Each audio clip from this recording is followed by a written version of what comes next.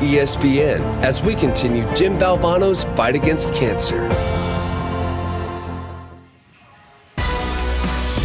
And welcome everyone to ESPN College Football, presented by Ally.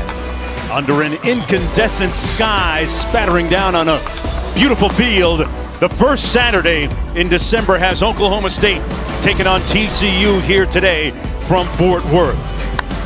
As momentum continues to build to the college football playoff and respective conference championships. Mark Jones, that's Dusty Dvorak. We'll be chopping it up with Chris Budden, who's down in the field joining us in just a bit. The Cowboys started the year with an All-American receiver, tailback. A couple of losses later, they're still in the race for the conference title. It's a veteran team, lofty expectations to win a Big 12 championship this year. And as they sit here, if they went out and get some help, they still have the opportunity to achieve those goals, get to Arlington, and play for a Big 12 crown. Let's go downstairs to Chris Budden for more. Quick injury update. Chuba Hubbard, the top running back for Oklahoma State, out again today. They do get some more depth at running back with L.D. Brown available today. And then in the secondary, Rodarius Williams suffering from a right foot sprain. He is available. Mike Gundy told me he's a little concerned with the wear and tear because of limited practice this week. It's been that type of season for a lot of teams in college football. TCU winning the toss, deferring to the second half. The Cowboys will receive the opening kick. Oklahoma State coming off a high-scoring win last week against Texas Tech. TCU, meanwhile, has won 3 of its last 4. And the Cowboys taking it out of the end zone. This is Presley. And Presley out beyond the 25 to about the 28-yard line, where it'll be first down and 10 for quarterback Spencer Sanders, who's completing 64% of his passes on the season. The 2019 Big 12 Offensive Freshman of the Year has been unpredictably inconsistent at times this year, looking to build on last week's performance in that win against Texas Tech. First down and 10 from the 27-yard line. Tylan Wallace, his main receiver, his number 1 target, number 2 split to the bottom of your screen, the boundary receiver. They're going to hand it off on first down. Des Jackson, who was a great story last week, had a big week. We'll tell you about that in just a moment. Spencer Sanders on the season has 6 touchdown passes against 5 interceptions, passing for almost 1,100 yards, but sometimes he gets a little bit into his head. That's been the issue so far this year. That pass complete to Dylan Stoner, setting up third down and about 4 to go. You know, Spencer Sanders is a bit of a gunslinger mentality, inconsistent, as you mentioned, very effective as a runner. The biggest thing with him, take care of the football and not turn it over. They hand it off to Des Jackson, who's going to be stopped right near the line of scrimmage, so the Horned Frogs defense gets a 3-and-out. Garrett Wallow saw him before the opening kick, talking to Tylan Wallace, the respective captains. And Garrett Wallow, an outstanding senior linebacker. You're going to see he fills that hole. Missed block there by 87 Logan Carter. He's the free hitter. An outstanding tackle in the backfield to get the Horned Frogs off the field. Garrett Wallow always around the football. Really put together a fantastic career here at TCU. Yeah, he's one of 8 seniors playing their final home game here. Hutton punting from his own 20. A returnable punt back to the 23-yard line.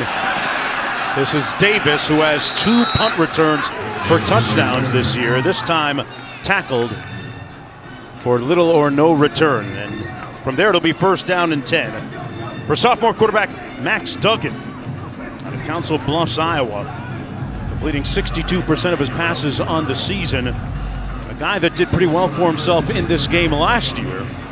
6'2", 201 pounds. Bigger emphasis this season in his sophomore year, running the football.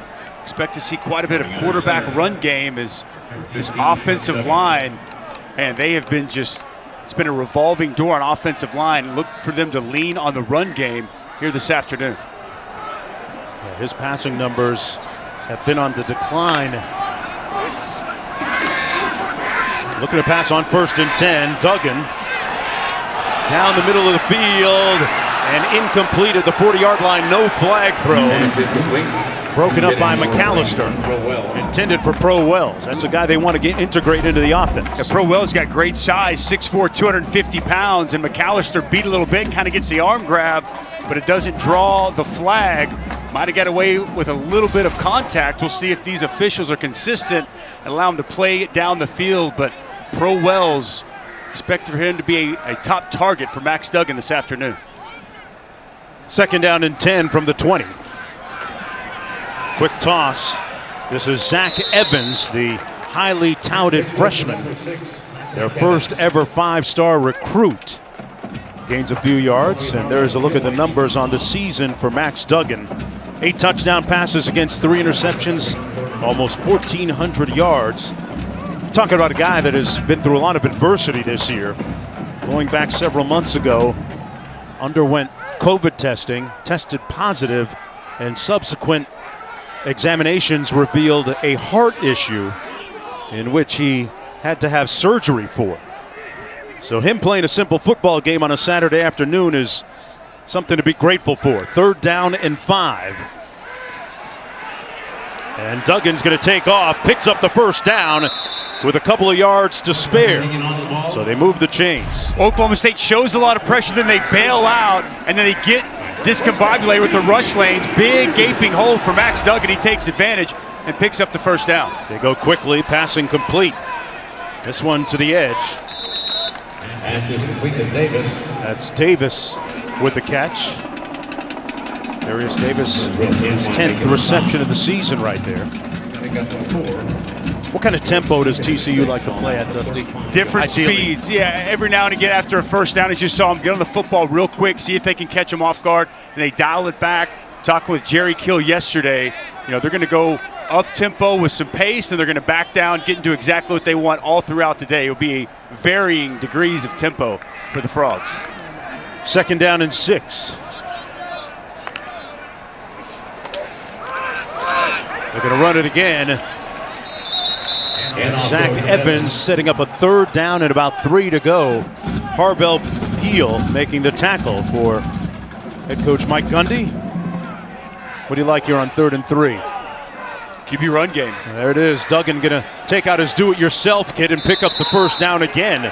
They convert a couple of times against one of the top 3rd down conversion defenses in the country. Number 1 in the Big 12, number 2 in all of college football, and 2 thirds downs and 2 conversions here for Max Duggan. This time he hands it off. Zach Evans put the ball on the ground. Scooped up by Martin, and Brock Martin off to the races. Brock Martin, touchdown Cowboys! Scoop and score, Oklahoma State.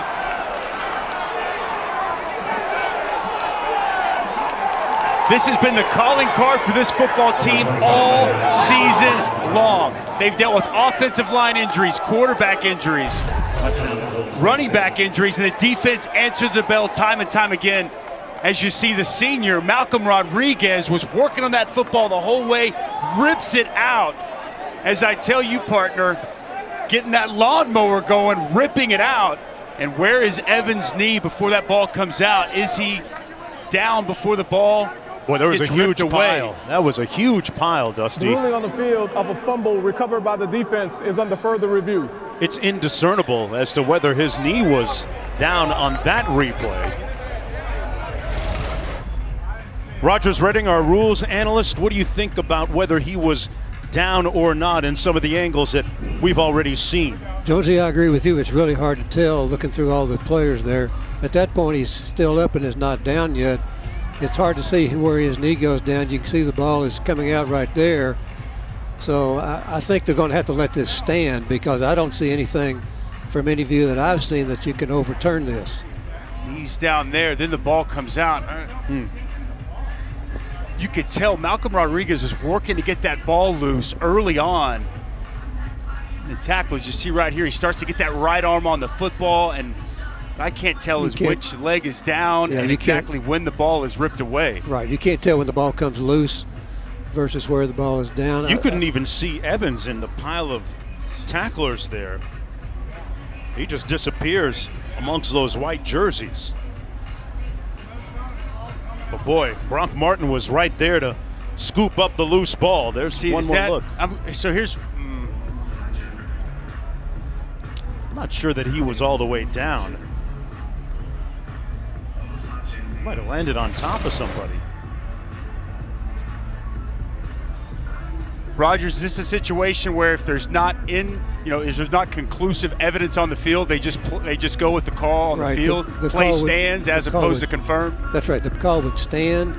If there's not indisputable video evidence that he was down before the ball came out, then they're going to let it stand. And I haven't seen a view yet that convinces me that the knee was down before the ball came out, because there's such a tangle of legs and people, and it's hard to see when the ball actually comes loose.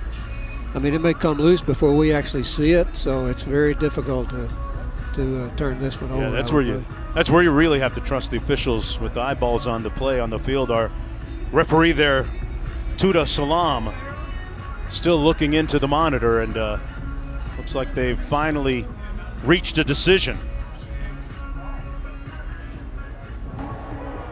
After review, the ruling on the field of a fumble recovered by the defense stands. The result of the play is a touchdown.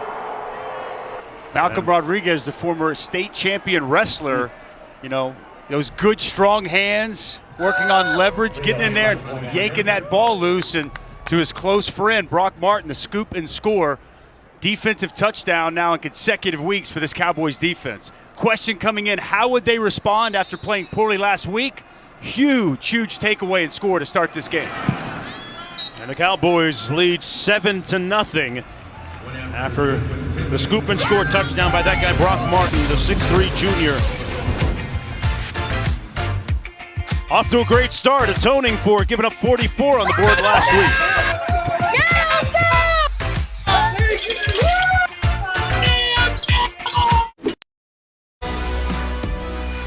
You're watching the Big 12 Conference on ESPN. Hey folks, don't forget tonight, Trevor Lawrence and the number 3 Clemson Tigers have their sights set on playing in their sixth straight ACC championship game, but have to get past Virginia Tech first.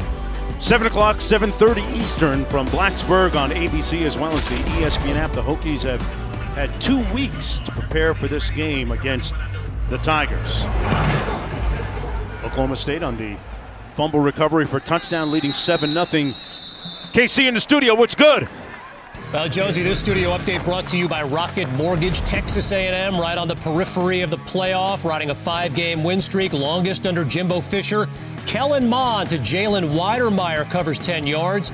No touchdown passes last week. He's already got one. 7-0 Aggies. All right, great time of the year. First Saturday in December, and man, January 1st. Remember, folks, January 1st, the Rose and Sugar Bowls hosting the College Football Playoff National Semifinals. Can't wait. Woo! Can't wait. January 1st.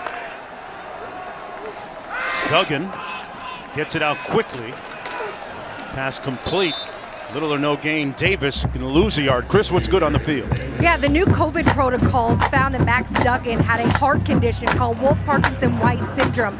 Because of that, he had surgery the first week. He said when he was at home, he missed that game. He was actually watching the Arkansas State game. They found their running back, Lincoln Pear, had been through the exact same surgery. So we hit him up on social media. He said watching him, seeing him back on the field, gave him the confidence that he would recover and be able to continue his career. Boy, it's a real blessing that he was undergoing the exam to uncover that heart condition. That pass incomplete to Barlow. Duggan, the sophomore, with a long and arduous recovery. Anytime they crack your chest open and go in and do work, it's a long road back. Inspirational story with him overcoming that, and then coming back just a week and a half before the Iowa State game. He gets inserted after halftime, has a great half, and started every game in this season. It wasn't long ago. They didn't even know if he'd play this year. Great story for Max Duggan. Good job there, Chris, to be able to reach out, for him to reach out to a fellow college football player, get some advice is huge as well. Duggan fires. Incomplete, intended for Davis. And a quick 3 and out for the Horned Frogs. A little bit outside his intended target. Max Duggan had a step on McAllister, just unable to get him on the near sideline, and quick 3 and out after the turnover and scoop and score for Oklahoma State. Jordy Sandy back to punt, standing on his own at 9-yard line for TCU. He's averaging a little over 40 yards per punt this year. Dylan Stoner back at his own 35 for the Cowboys. And Stoner calling for the fair catch. Oklahoma State going to have very good starting field position right around the 40-yard line when we come back to Fort Worth, Texas.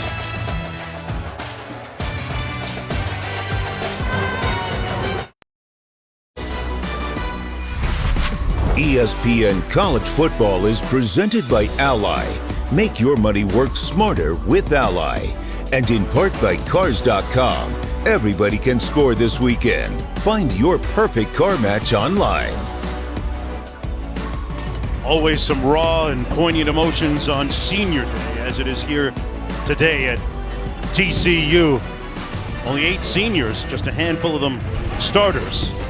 As we take a look at our Player Spotlight, brought to you by Ally. Desmond Jackson last week had himself a week, 235 yards, 3 touchdowns, and filling in for Hubbard and Brown. And on 1st and 10, he's going to get another opportunity here, another first down, and then some into Horned Frog territory, pushed out of bounds at the 35-yard line. Excellent blocking off the right side. Hunter Woodward. And then you got Josh Sills open up a nice hole. And as Desmond Jackson does, hits it downhill right now. Nice piece of running there on first down. Out of a small school. Guy that didn't have any D1 offers coming out of high school. And this time Spencer Sanders is going to be sacked. Chris, what's good? I talked to Jackson this week about how his body felt after those 30-plus carries. He said, Sunday I felt fine. All that adrenaline was still in me. He goes, by Monday I woke up and I was like, oh, now I feel it. Got to get in those ice tubs, Chris. That body feeling right. Sure, by Tuesday, Wednesday, he's feeling good. Looks sharp today. It's a great story, Jonesy, of hard work, preparation, and when you get the opportunity, absolutely making the most of it. Played junior college football before deciding on Oklahoma State. They got in on him early downfield. Pass incomplete, intended for Landon Wolf. Missed opportunity here by Landon Wolf on the near sideline. A little screen and go, fake the shot in the flats, and he's got Landon Wolf on the wheel route. Good coverage by Darius Washington, but better thrown ball. Landon Wolf just unable to bring it in. Setting up 3rd and long. 16 to go. Des Jackson beside Sanders. Sanders on a predetermined quarterback run into the boundary. Nowhere to go. Diagnosed and disseminated by D. Winters. What a play defensively for the Horned Frogs. Well, this linebacker for TCU, he can really, really run. Watch him get out to the outside and beat Spencer Sanders to the point.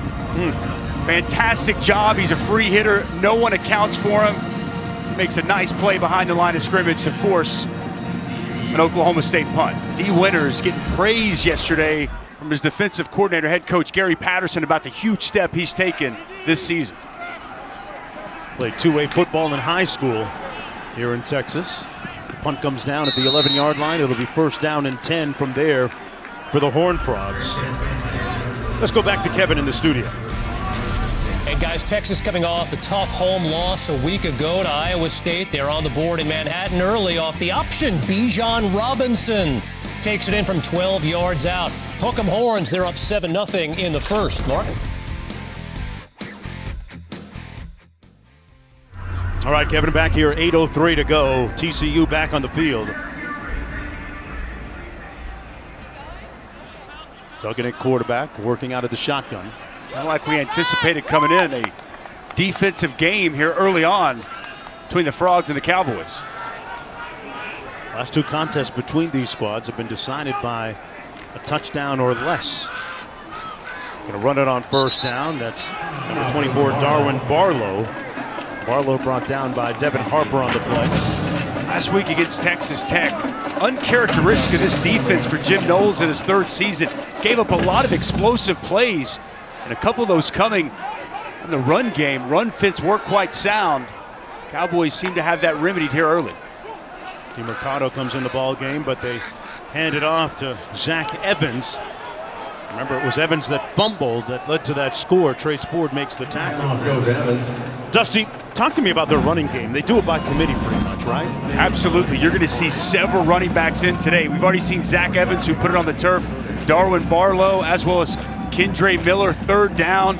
You'll see DeMarcado come in, excellent in pass protection. It's running back by committee. They are young and they are talented in that running back room. 3rd down and 2. Quarterback run game, big part of what they do here. And we got a flag on the play.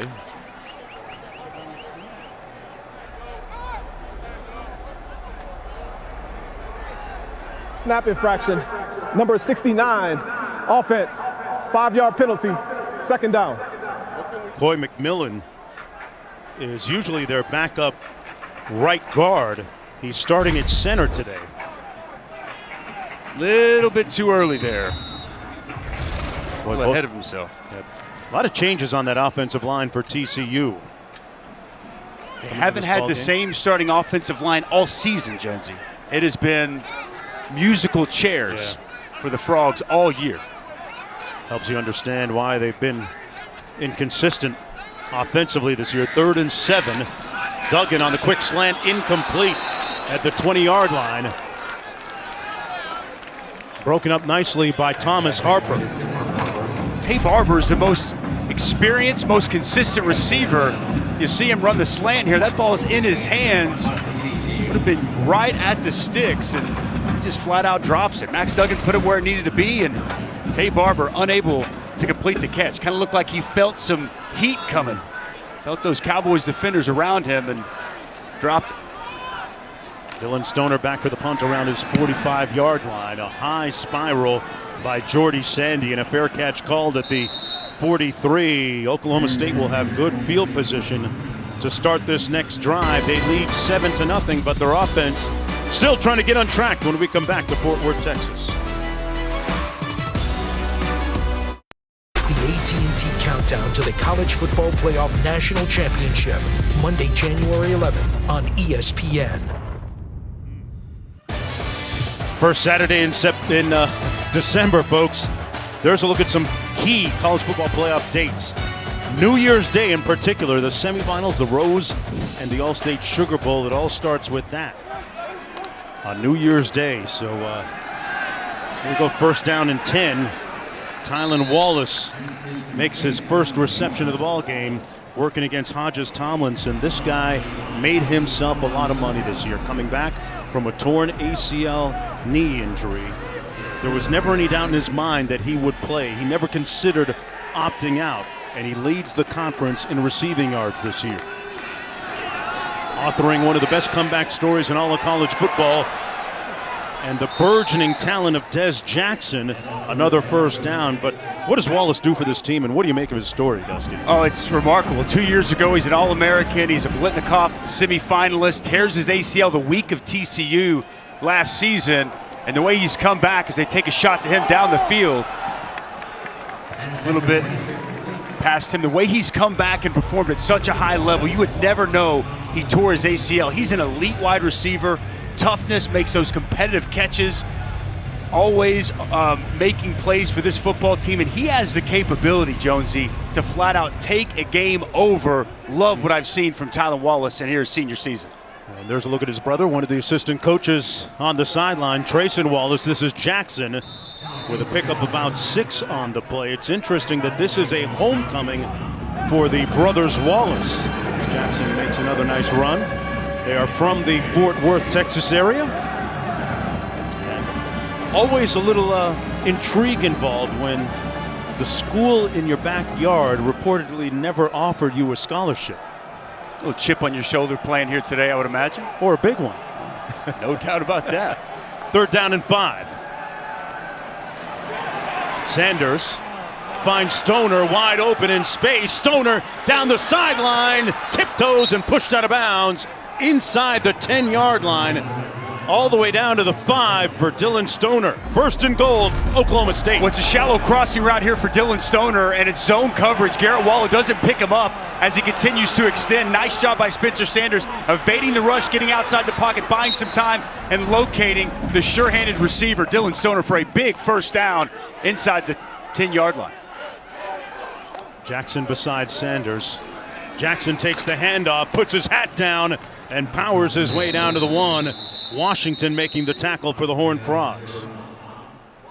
It'll be second down and goal. Jackson with 3 touchdowns last week. Could have had a 4th, but instead elected to sit down and run the clock out. Second and goal. Jackson, touchdown Oklahoma State.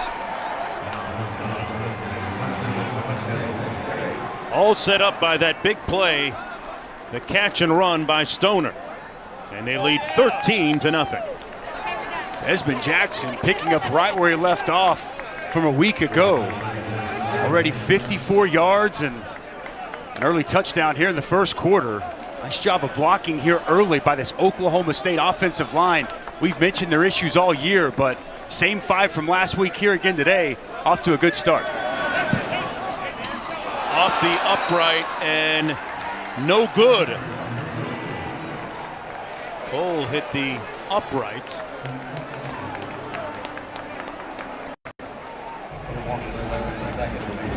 And let's take one more look at the key play on that scoring drive. Dylan Stoner's going to come from up top, and he's going to work all the way across the field. And as we take a look at this, watch Garrett Wallow, the middle linebacker, as they're going to be in zone coverage. And as he crosses his face, he does not run with them. Wide open. Quality job by Spencer Sanders to buy that time, find him, and then watch the blocking up front. Nice job here, and even right here as they open it up. A little bit of penetration, but as you see, Desmond Jackson sidesteps it, gets low center of gravity, the way that he runs downhill, sneaks into the end zone, and caps off a nice touchdown drive. Dusty, I love what Jackson said after that 235-yard, 3-touchdown performance last week. He said, I wanted to prove that I was right as opposed to others being wrong. His motivation intrinsically generated, like Kevin Connors back in the studio. Yes, Jonesy, time now for our AT&T countdown to the CFP National Championship, where we take a look at a great touchdown play in East Lansing. Ohio State, 2 wins from a Big Ten championship game, but of course they have to play those games. Good start here. Look at Justin Fields all over the field for a 2-yard run. 7-0 Buckeyes, guys. All right, Kevin. Yeah, Jackson said, I want to prove myself right, not prove others wrong. But, you know, sometimes, Dusty, if you don't have haters, you don't have it popping. 0 offers out of high school. Wow. He had a Golden Division I scholarship. He went the hard route, and here he is. This is a crucial drive here for TCU to bounce back. Duggan has a man open at the 41-yard line. Pass complete. And a nice first down to Davis. It's a good job by Max Duggan staying in the pocket. There was bodies around him. He stood there, allowed Davis to come open, and fires his best pass of the day for a first down. Davis came into the ballgame with 9 receptions for 70 yards. Of course, a dangerous special team player with those 2 punt return for touchdowns this year. Under 4 minutes to go in the first quarter. The Horned Frogs, winners of 3 of their last 4 games, trying to get on the board here.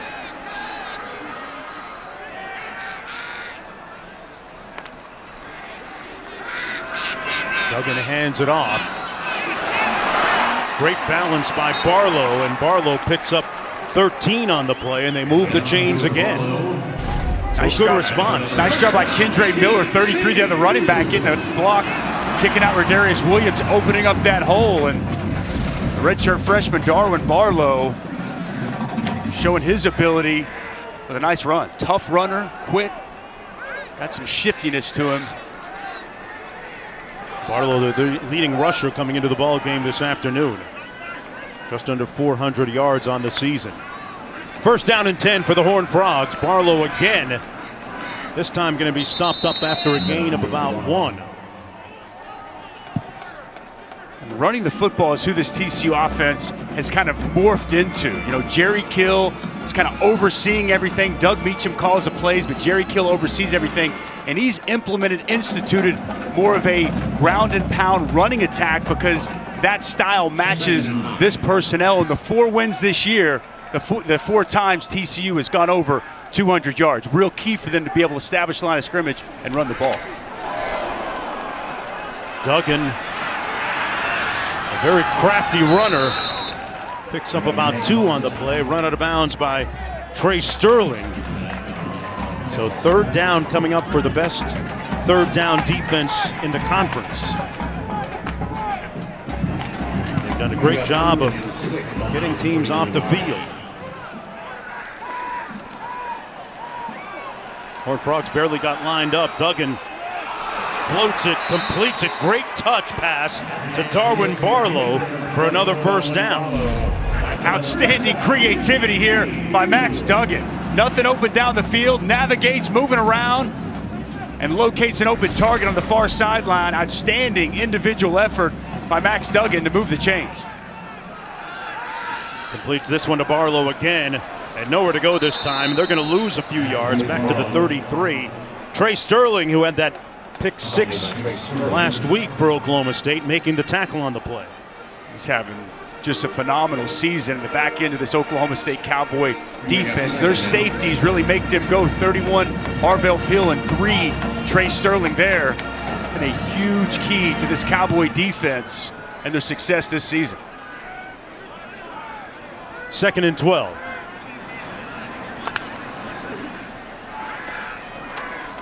Duggan has time.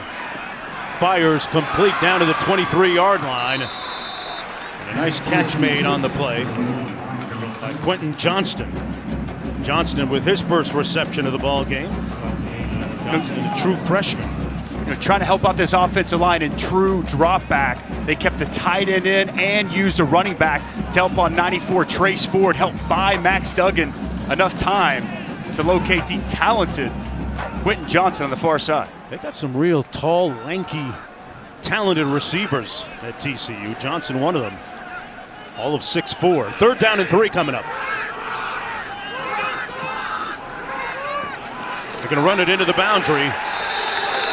And no success. Antwain making the tackle on Barber. What's Israel Antwine in the middle? This is what they love to do. It's a little bit, it's a quarterback power. Okay, they're going to pull a guard, going to fake the jet sweep, pull a guard, and it's Israel Antwine that gets some penetration and a big hit on Max Duggan.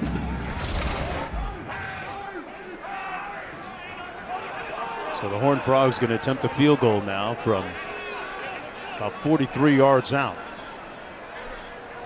Griffin Kell has a long of 49 on the season. He's 11 of 15. But they're going to have to wait until the 2nd quarter, folks. The first 15 minutes in the books here from Fort Worth, Texas. TCU looking for their 4th win in their last 5 outings. Oklahoma State trying to stay alive in the conference race and playing their first ever Big 12 championship game. Back with more right after this.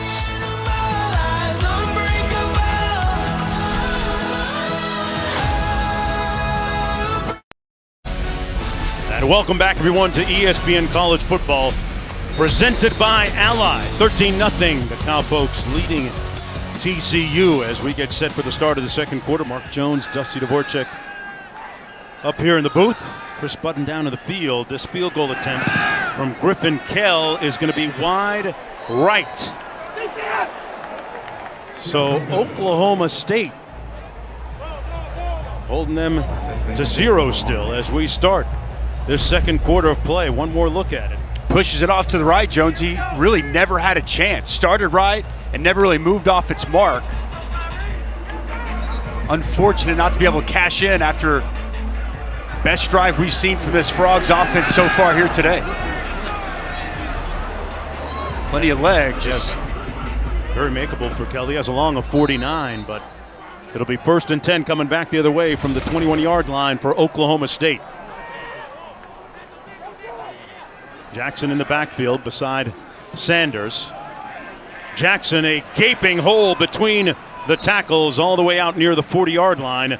and another first down. Man, he is picking up huge chunks of real estate at a time. He is, and give this offensive line and Jelani Woods right there a lot of credit. They caved the defensive line down. Desmond Jackson made them pay. Averaging 8.3 yards per carry so far. Sanders gets rid of it quickly to the edge. The pass complete to Tay Martin. And Martin picks up about 5 or 6 on the play. People were wondering, Dusty, what Des Jackson would do for an encore. He's out to a pretty good start. Oh, man. Outstanding start against a quality TCU defense. Sanders taking a shot downfield. Has a man. Incomplete. Intended for Wallace, who's one of the great competitive receivers when it takes wrestling the way a ball from a defender. Well, Hodges Tomlinson's in really good position, never turns around and gets back at the ball. And you see Tyler Wallace tries to go over the top of him, unable to bring it in. Good tight coverage down the field. As we saw in the opening play of the game, these officials letting them play a little bit down the field. Sets up a 3rd down and 4. And they're going to run it. And it'll be short. It'll be 4th down. Hodges Tomlinson never looks back at the football. See Tyler Wallace try to go over the top. If you go back to the first play of the game when they took a shot to Pro Wells, TCU did similar contact on that play from Tanner McAllister. No flag there, so I'm okay with the no flag on this end here with Tyler Wallace trying to go up and get that deep shot. So 4th down and 2, they'll punt it. Tom Hunt standing at his own 32-yard line. Remember the dangerous Darius Davis, who has 2 punt returns for touchdowns. This time elects to call the fair catch at the 13. Let's go back to the studio. Yeah, and Mark, we showed you Justin Fields scrambling about 30 yards earlier for a 2-yard touchdown run. This time, he makes it look easy to Garrett Wilson. What a year he's having. Covers 28 yards, one more than Michigan State has as a team right now. 14-0 Buckeyes on ABC. Buckeyes flexing on everybody today. You saw my predictions on the hey, we're going to get to those later in the show. I mean, they keep playing like that. You may have to have our graphics guys change your top 6. I don't do edits. Just Dusty. a preview. I don't do edits. Just a preview. Dusty. We'll reveal our college football playoff picks. Remember New Year's Day, the semifinals, Rose and Sugar. On 1st down, and run it out to the 15-yard line. That's Miller. Murray making the stop on the play. TCU just been unable to get that running game going here so far. 2nd down. Duggan taking a shot downfield, battling down the sidelines and incomplete. Boy, Barber got a hand on it, just wasn't enough. Hey, Barber's got real speed on the outside, typically plays on the inside. With some guys out today, he moves outside, they take their shot on Jarek Bernard Converse. A lot of arm fighting down the field. At some point we'll bring in Rogers Redding. It just feels to me from the onset that they're going to let these guys play. They're going to let them compete down the field. 3rd down and 7. Yeah.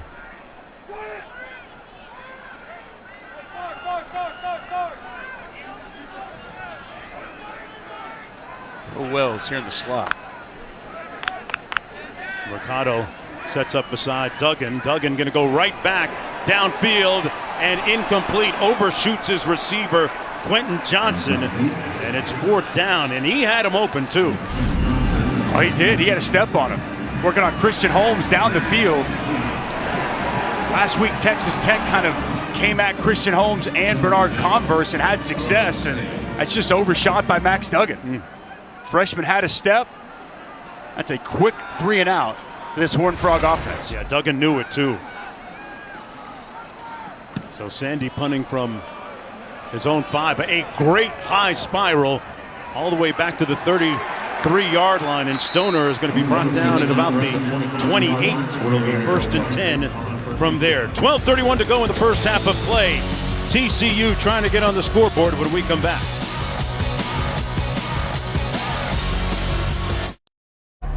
Well, the Oklahoma State Cowboys came back this year with high hopes of a conference championship, but in the first game of the season, Dusty, man, their offensive line was eviscerated by injuries. Lost 2 starters in that opener that have not yet to return. Lost their quarterback on the opening series, and it has been a revolving door at offensive line for the Cowboys. Sanders completes the pass to Wallace, and Wallace picks up about 3. It'll be 2nd down and 7. Merrick makes the tackle on the play. And that's led to some of the discontinuity they've had when you look at the offensive line changes they've had. Well, it's changed the way Casey Dunn's able to call games, right? I mean, this is a first-year coordinator, and Casey Dunn is 10th year at the program, but first year calling plays, and talk about stepping into a tough spot.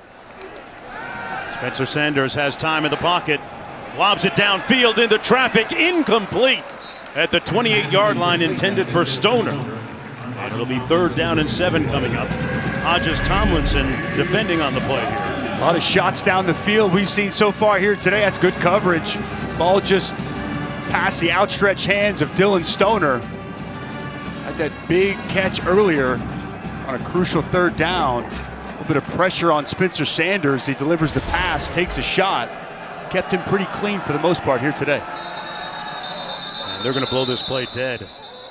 Remember Stoner, number 17 for Oklahoma State, had 2 touchdowns in this game last year. Prior to the ball being snapped, Oklahoma State takes their first charge timeout of the half. Timeout on the field. Mike Gundy calls a timeout. And we're going to take one right alongside them. With 12:03 to go in the first half. Back after this.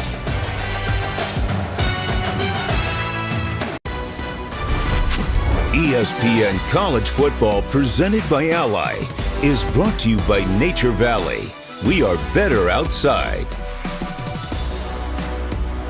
A couple of the greatest to ever do it, Thurman Thomas, Barry Sanders. You know, story goes back in the day when Switzer was coaching Oklahoma, he sent one of his guys to watch, quote-unquote, spy on Oklahoma State's practice. Okay. And the spy comes back and says to Coach, hey, we better hope that Thurman Thomas doesn't get hurt, because that guy behind him, he's really that's the dude. Really dynamite too. 3rd and 7, and they convert. This is Jelani Woods with a great move, hit him with the sauce, and he's off. Steps out of bounds after making a great move after the catch. Well, you gotta love this. Watch the tight end delay. He's gonna block here, and then he's gonna release out, and TCU doesn't identify it. Stays in, chips, helps with protection, swings out, no one IDs him, and the big 6'7", 275-pounder putting moves on him out there. The former high school quarterback with a big play. He took Washington's ankles on that run. Here's Jackson, tiptoeing inside the 20. And he just snatches his feet right there.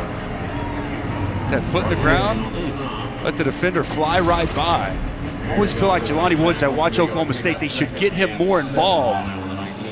It's a big gain there on a crucial 3rd and 7. Man, 6'7", Dusty. Big man. Moves pretty well. Carter sets on the left side of the formation. They hand it off to Jackson.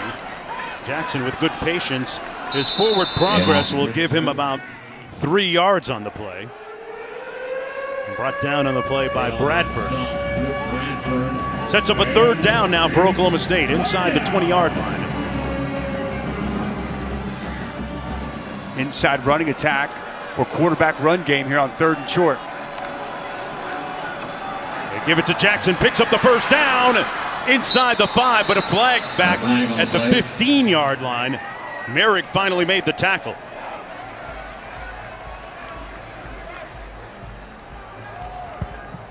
Holding, number 72, offense, 10-yard penalty, 3rd down.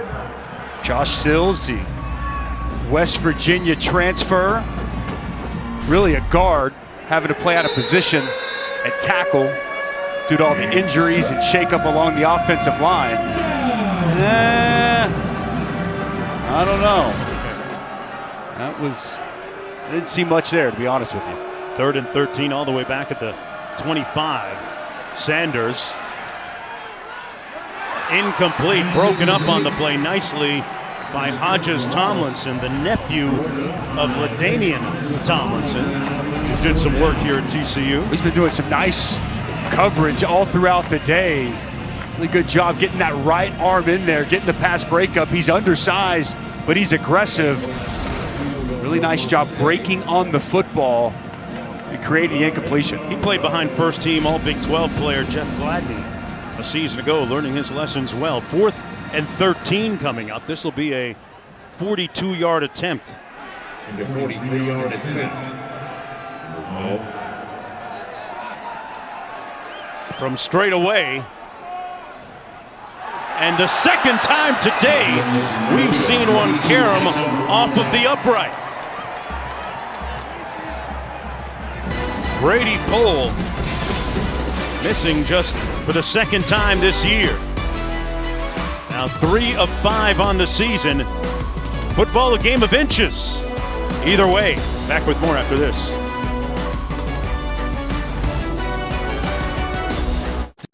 Nachos Party Pack. Delicious nachos topped with all your favorites. Only at Taco Bell.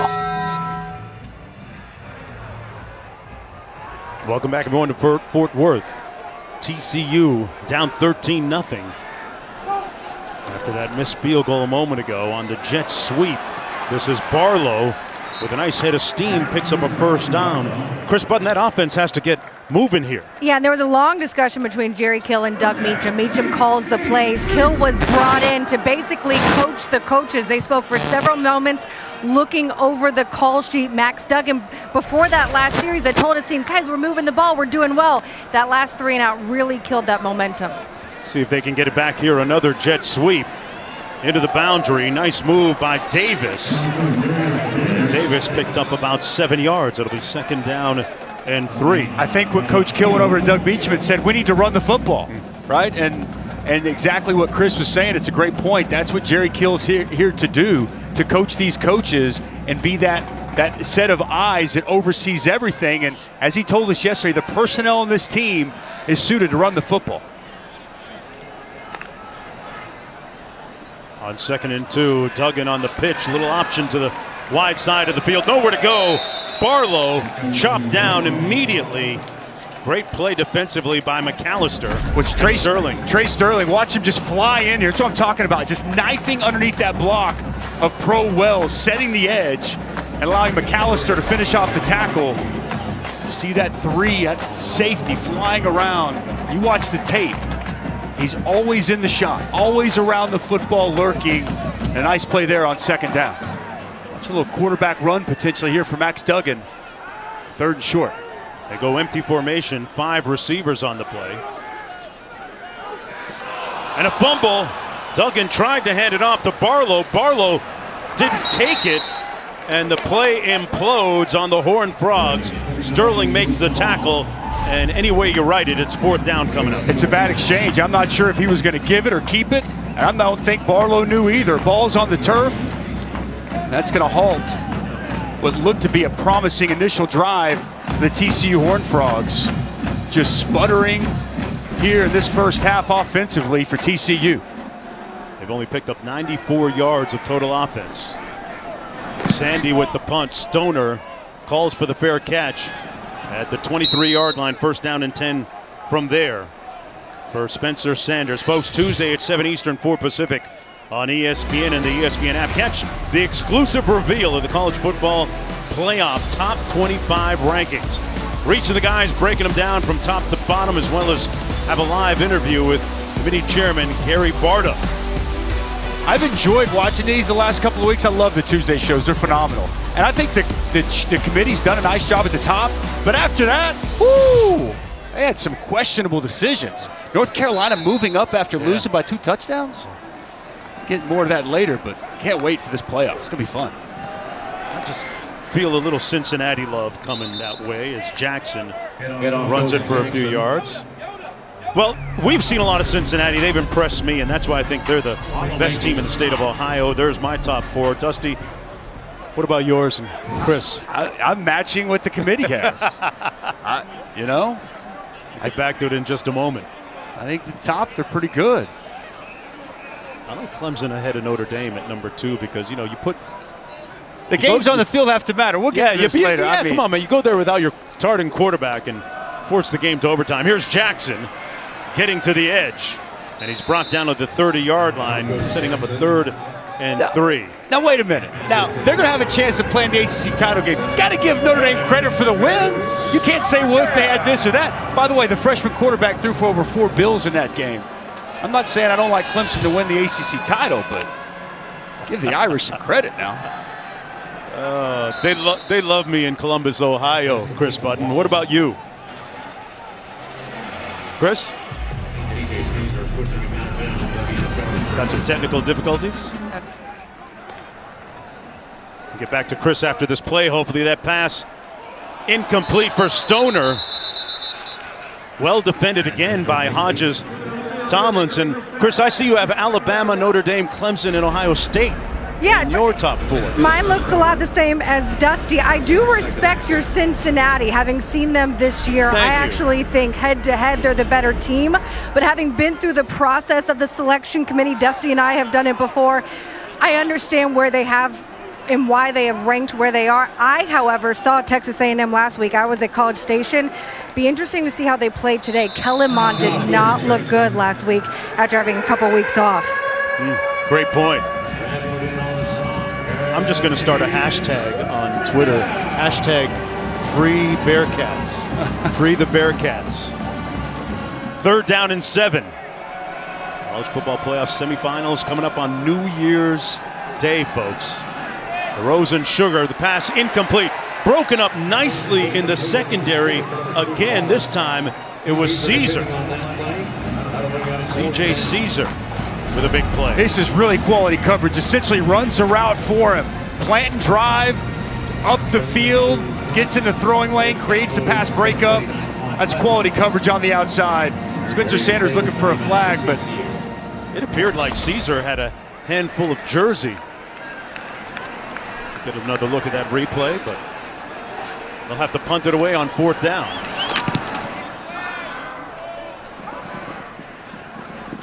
From the 16, Davis with nowhere to go as we go back to the studio. And Jonesy, time for your Capital One fan vote update. We take you to the Plains. Last Saturday, Auburn was blown out by Alabama in the Iron Bowl, but they are upset-minded today with A&M in the house. Look at Bo Nix on the scramble. Look at Nix twisting and turning and scrambling and reaching for the touchdown. Tigers lead it by 3 over on ESPN. All right, Kevin, now let's take a look at this week's college football playoff rankings brought to you by Capital One. We'll get to it after the play. 1st down and 10. TCU without a point. Under 6 minutes to go here in the first half. Duggan in the offense sputtering with just 94 total yards. And he's going to be wrapped up and sacked inside the, well, they're going to mark it at the 6. But big Cameron Murray was the first one to get there. Nice job by Cameron Murray. This is really a coverage sack. You know, he keeps working. Max Duggan almost loses the football. Cameron Murray going to get a nice sack, but he's going to have to thank his secondary. Nowhere for Max Duggan to go with the football down the field. Good team defense. Kendre Miller in the backfield. 2nd down and 19.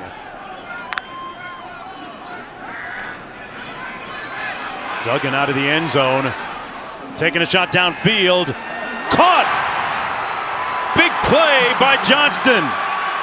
And still on his feet down to the 35. Jump ball in favor of Quentin Johnston. Well, he can go up and get it. 6'4", nice pass, and that's Rodarius Williams, who's been fantastic so far this season. But Quentin Johnston gets position and a big catch. That's the big play they needed, their biggest of the day. And a nice tackle on the play. Bengbamega. Ogbongbemiga. What you said. Nice tackle. Really solid job getting position, going up and getting the football. And you see the strength, getting away from the arm tackle, getting a little bit more after the catch. Spark that this Horned Frog offense desperately needed. Bengbamega, a native of Calgary, Alberta, Canada. 2nd down and 12.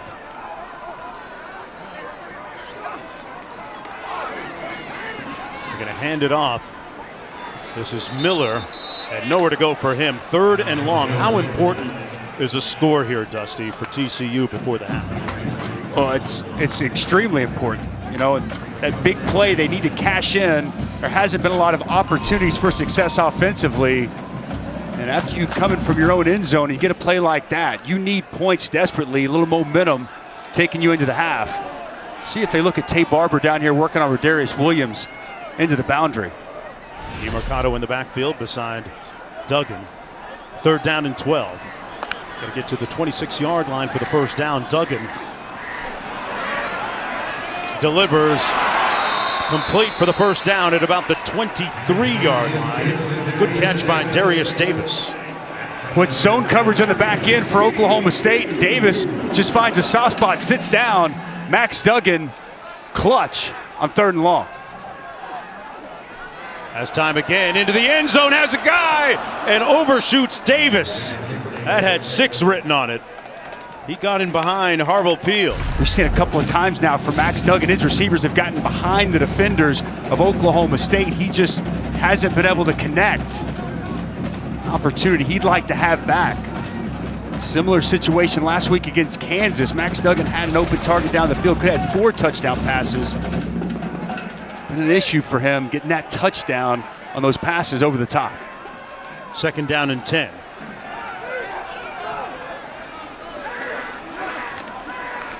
Plenty of time.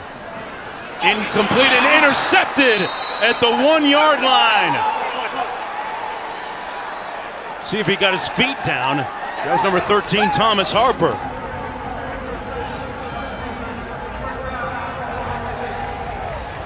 Boy, great concentration by Harper to see that it was headed more his way than the receiver's way to Wells. Well, it was miscommunication between the quarterback and the wide receiver, Pro Wells. Pro Wells cut that off and came straight to the sideline, almost like an out.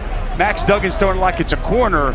Ball gets misplaced. You'd like to see your receiver give you a little bit more help there as that ball off target, and what a quality, fabulous interception for Thomas Harper, able to keep his body in bounds, complete the process of that catch.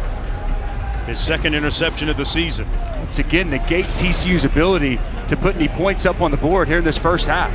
That one hurts. That hurts bad. 1st and 10 for Oklahoma State. In the shadows of their own goalpost at the 2-yard line. They're still hoping to make it to their first ever conference championship game, but they're going to need a lot of help.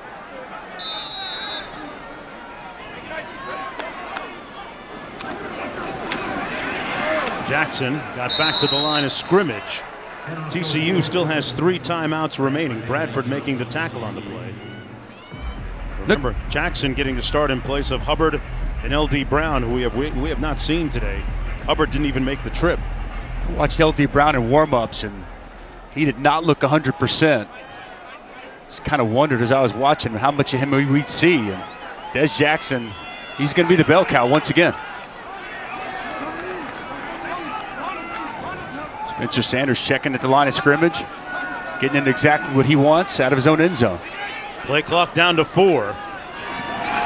Jackson again met at about the 1-yard line by Wallow. Garrett Wallow, one of those guys from New Orleans on that TCU defense.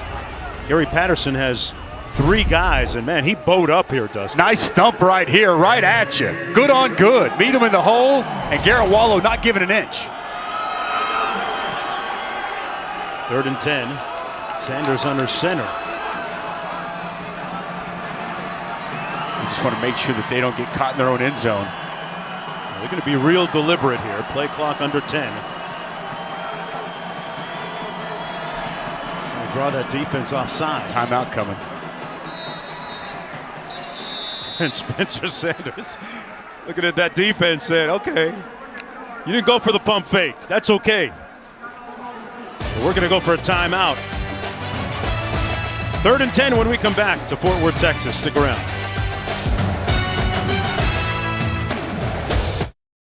Kevin Connors in studio. Coming up on the Nissan Halftime Report, we'll check in on the Ohio State. Got to win, got to play, and they're doing both right now. Plus, we'll Have more on that upset brewing in the Plains, what it could mean for the college football playoff, and who is Jim Mora's number 4 team. Find out when you join me and Coach at the half. Mark? All right, Kevin, back here, 3rd down and 10 for Oklahoma State. Outside of the scoop and score, the offense has only scored 1 touchdown today. Jackson takes it out of the end zone and pushes the ball out to the 5-yard line. They'll punt it from there. And TCU with 3 timeouts remaining. They send back their dangerous punt returner, Darius Davis, who has 2 touchdowns on punt returns already this year.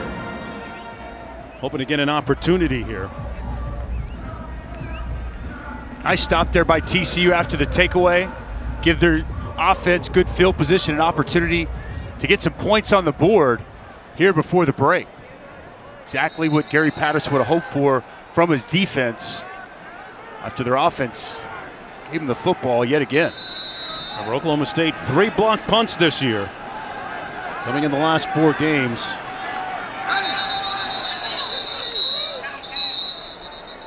Check that TCU with those, and TCU is going to call a timeout.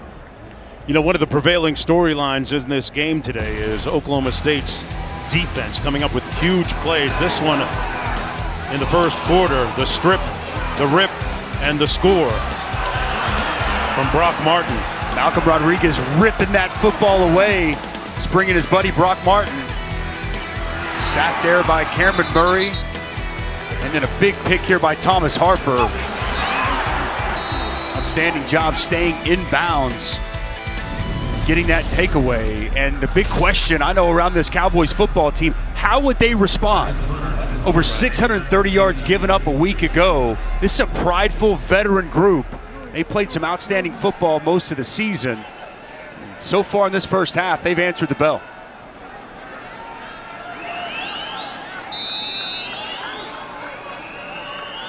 Davis is standing at the Oklahoma State 43. The end-over-end punt comes down at the 47, where he calls for the fair casualty. 1st down and 10 for Duggan from there. And when you take away some of the miscues, TCU could really be in a better position right now with 1:15 to go in the first half of play. They've had a couple of drops.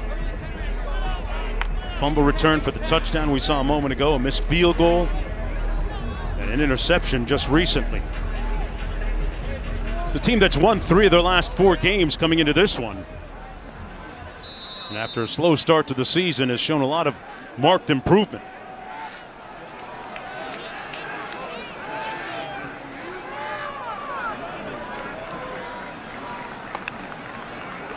Duggan out of the shotgun, going to run it. And Duggan will sprint for the sidelines and fell down on that Oklahoma State Cowboys sideline. And they're going to mark it just short of the 1st down. So 2nd and short coming up. Good to see him hop up. McAllister does make contact while he's still in bounds, and he kind of slips as he goes out of bounds. Glad to see Max Duggan hop up and jog back to the field. I like the play call there at the quarterback draw. Nice job by the center getting up to the 2nd level, helping spring that nice pickup. We were talking about it a moment ago. Duggan, coming out of high school, was one of the top-rated dual-threat quarterbacks, using his arm here and almost intercepted in the end zone by Bernard Converse. Let's continue to take their shots down the field. Max Duggan's lucky. That wasn't the 3rd takeaway for this Cowboys defense here in the first half. Bernard Converse right off his hands. He's in really good position working on Mikel Barkley. Kind of turns into receiver there at the end. And Duggan better be careful. Yeah, Bernard Converse knew he could have had that. 3rd and 1 instead. DeMercado in the backfield. He takes the handoff, picks up the 1st down. They're inside field goal range. Picked up about 5 on the play with under a minute to go here in the first half. McAllister making the tackle for the Cowboys. 1st and 10. Duggan into traffic, caught! Just short of the end zone at the 1-yard line. Davis with the grab. Wow, he went up in a crowd, Dusty, and got it. Yes, he did. Inside position, and Max Duggan delivers his best pass of the day. A double post concept there with Davis as well as Pro Wells. Good spot by the official. He came down just short of the end zone. You see his knee touch right there. And we got a timeout on the field.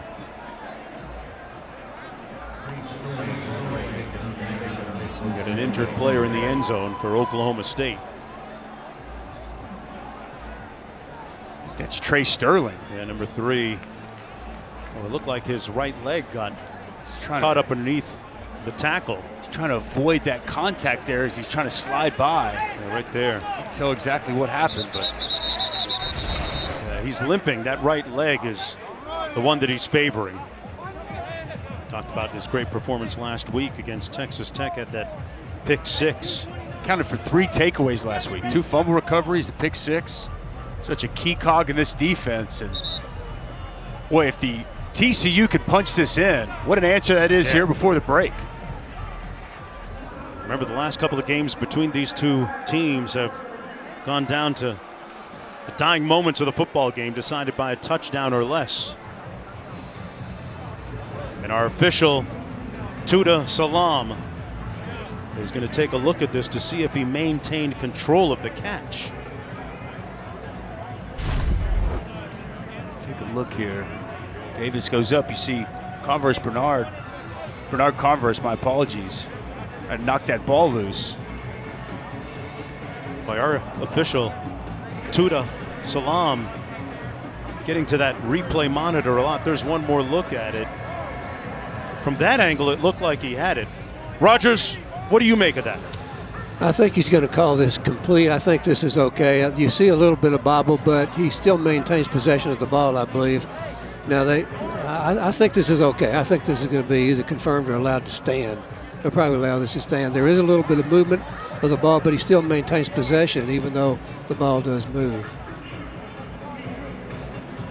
I tend to agree with Rogers. Yes. He's the expert, so I'm just going to co-sign what he said. Always go with the experts. Meanwhile, Tuta Salam, our official today, veteran official in the Big 12. Interesting first name. Tuta is Swahili for "We will win land and peace." I dig that. Look at you doing your homework. I dig that. I'm just Mark. Such a big decision here for TCU. They need some kind of momentum heading into halftime. Taking a real long look at this, and yeah, touchdown here for TCU, and they're really right back in this football game. They get the ball coming out of the second half as Oklahoma State had the opening possession. Gary Patterson telling us the importance of this game is just to keep getting better with his very young team. Only 8 seniors, half of them get significant playing time. Trying to have a winning season. Keep showing that they can compete. We're going to bring back Rogers Redding. Rogers, what do you think? Well, to overturn this, remember, they got to have indisputable video evidence. That means no doubt. And I think the long look at it tells me that they're likely to let this stand. So here's the call. After review, the ruling on the field of a completed pass stands. First down. All right, 1st and goal from the 1. Well, they paid the big bucks. And it's job by Rogers Redding. Got to travel with Rogers everywhere. Get him to get our upgrade. 47 seconds to go.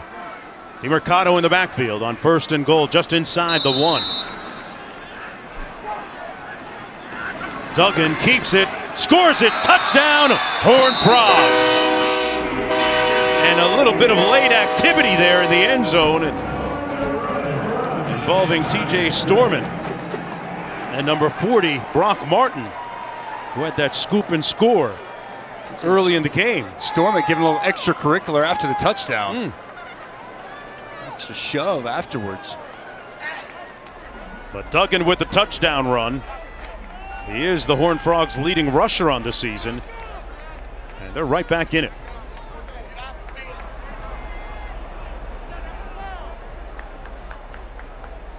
This game has really grinded to a halt almost in the last several minutes. Replays, flags.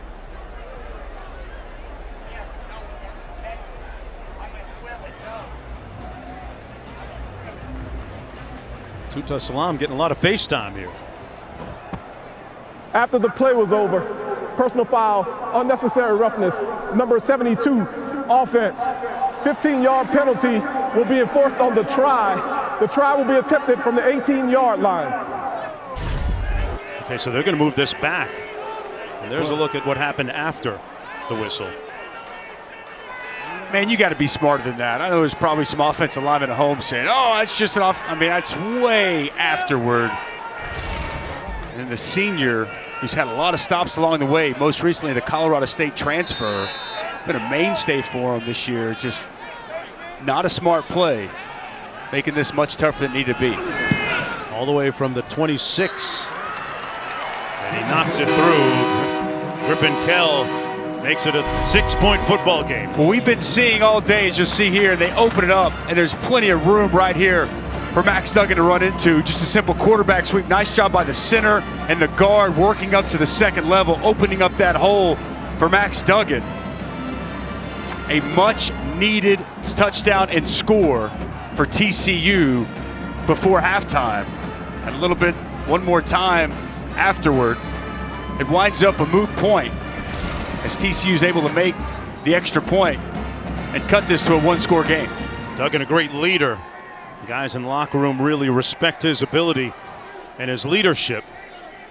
TCU actually with the lead in terms of total yards, but trailing on the scoreboard. There's a look at Brock Martin on the sidelines. Scored a touchdown earlier today. I think the bigger thing I'll look for coming out of half, and I'm sure Chris will be down there getting on that, is Trey Sterling okay? Because going into the second half, he needs to be right. He needs to be healthy and on the field for this Cowboy defense. Big part of their secondary as well. 42 seconds to go here in the first half of play. Here at TCU. There's a look at Sterling coming out of the locker room and back onto the field for the Cowboys. And Dusty not moving particularly well right there either. On the return and out to the 37-yard line. It'll be 1st and 10 from there. Now let's take a look at this week's college football playoff rankings. Brought to you by Capital One. Ohio State said, I see you, Mark Jones. Don't have me in your top 6? Okay. I'm going to flex on them. And East Lansing. A&M gains the lead there. Meanwhile, the Cincinnati Bearcats idle this week. Remember, they were finishing off their season with 3 consecutive road games. And I like Cincinnati. Yeah. I got no hate on them whatsoever, but I think they're right where they probably should be. Let's see if Oklahoma State goes pedal to the metal and get some points before the break. College football playoff semifinals on New Year's Day.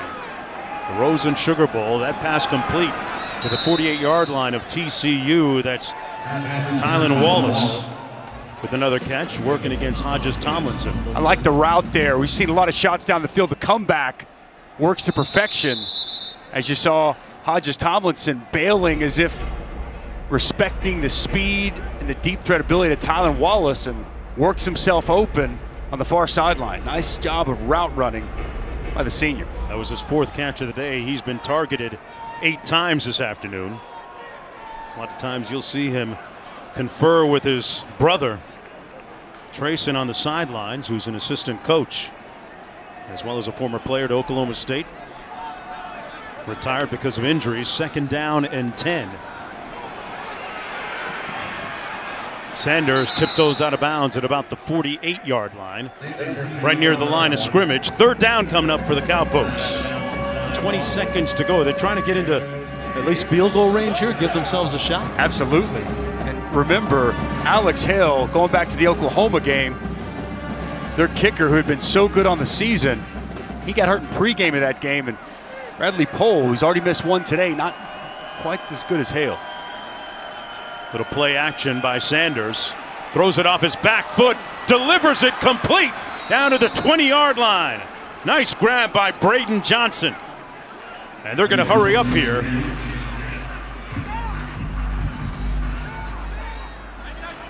With 12 seconds to go, going to spike it and stop the clock. Oklahoma State with a timeout remaining. But that was a big play to get them into field goal range at least. It's a big time throw here by Spencer Sanders. I mean, he's under pressure, inside pressure comes on him, throws off his back foot, and Braden Johnson gets away from the coverage of Nook Bradford. Nice catch through the contact. Watch him coming off his back foot. He's falling away as he's throwing that, can't even step into the throw. And he locates his target in the middle of the field. This offense an opportunity, tack on a little bit before the break. Good poise that time and playmaking by Sanders. Jackson takes the handoff and picks up about 6 yards. Third down. Got to watch the clock here. 2 seconds to go. Use your timeout. And they run it down to 2, and they'll bring in their place kicker, Pohl, who you talked about a moment ago, replacing Hale, who was injured in that rivalry game, Bedlam against Oklahoma. And a chance to give them a potential 9-point lead here. What do you make of the first half that Oklahoma State has played, especially on the offensive side of the ball? It was a slow start, I think, for both offenses. And here all of a sudden, right before we go to break, we get a little offensive firepower, right? TCU's able to get a score, and now all of a sudden Oklahoma State navigating their way down the field. I think that the ability for Spencer Sanders to get them down there as quickly as he did, set up this field goal opportunity, I think it's a really nice job of field management, managing the clock, and we'll see if they're able to make it count for 3. All right, this field goal going to come from about 32 yards out. Pohl with a good look at it. And he drills this one to make it 16-7 as time expires in the second quarter. So Oklahoma State will go into the locker room with a 9-point lead, looking for its 7th win against TCU in the last 10 meetings. But still a half of football to go. Right now we're going to send it to Kevin Connors and Jim Mora back in the studio. Guys. Welcome to the Nissan Half. Welcome back to ESPN College Football, presented by Ally. From Fort Worth, Texas, folks, you're watching the Big 12 Conference on ESPN. As we get ready for the start of the third quarter of play in this pivotal game in the Big 12 Conference between Oklahoma State and TCU. Oklahoma State still trying to keep its conference championship hopes alive. Mark Jones, Dusty Dvorak here, and Dusty, interesting first half. TCU's going to get the ball to start the third quarter. They got an opportunity here. They did. They started moving the football again toward the second quarter and the latter part of the first half. They can get a score here, get this to inside of a field goal. We have ourselves, like we thought before, a really close, hard-fought game. Both these defenses so far have really had the clamps down. Tough sledding for these offenses here in the first half. Offensive teams and units that both have struggled at times this year, had a lot of changes along their respective offensive lines. TCU getting ready to get the ball here to start the third quarter of play. Looking for their 4th win in their last 5 outings.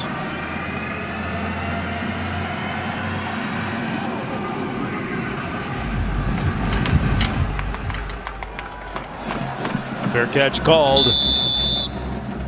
And it'll come out. First down and 10. Well, let's take a closer look at the offensive lines for both teams with pocket protection, brought to you by Nationwide. Spencer Sanders had time to navigate the pocket, has not been sacked yet today.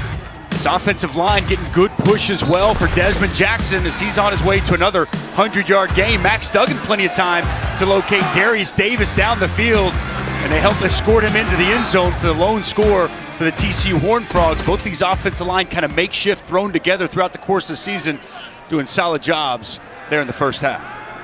Duggan started this game as a freshman a season ago for TCU. First down and 10 from his own 25-yard line. I think we see a little bit more out of Tay Barber here in the third quarter.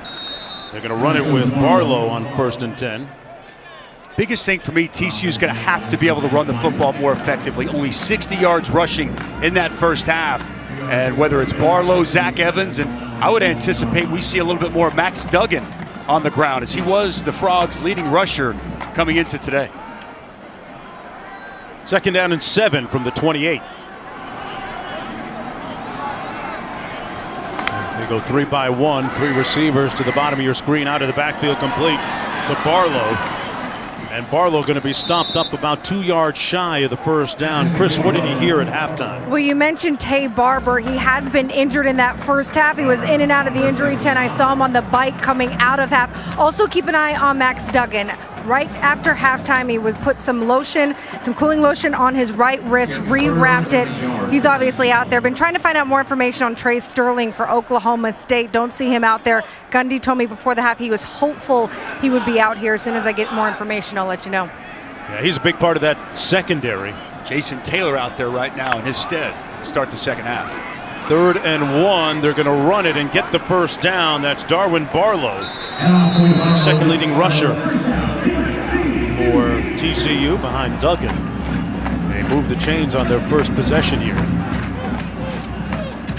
Talked on the onset, the safety play for Oklahoma State. Harvell Peel and Trey Sterling so crucial to what they want to do defensively, and a lot of times they're a key cog in that run fit. Does that open some things up for Gary Patterson's offense here in the second half? Zach Evans in the backfield. Little movement up front, and then a flag that's going to go against Cameron Murray. Made contact.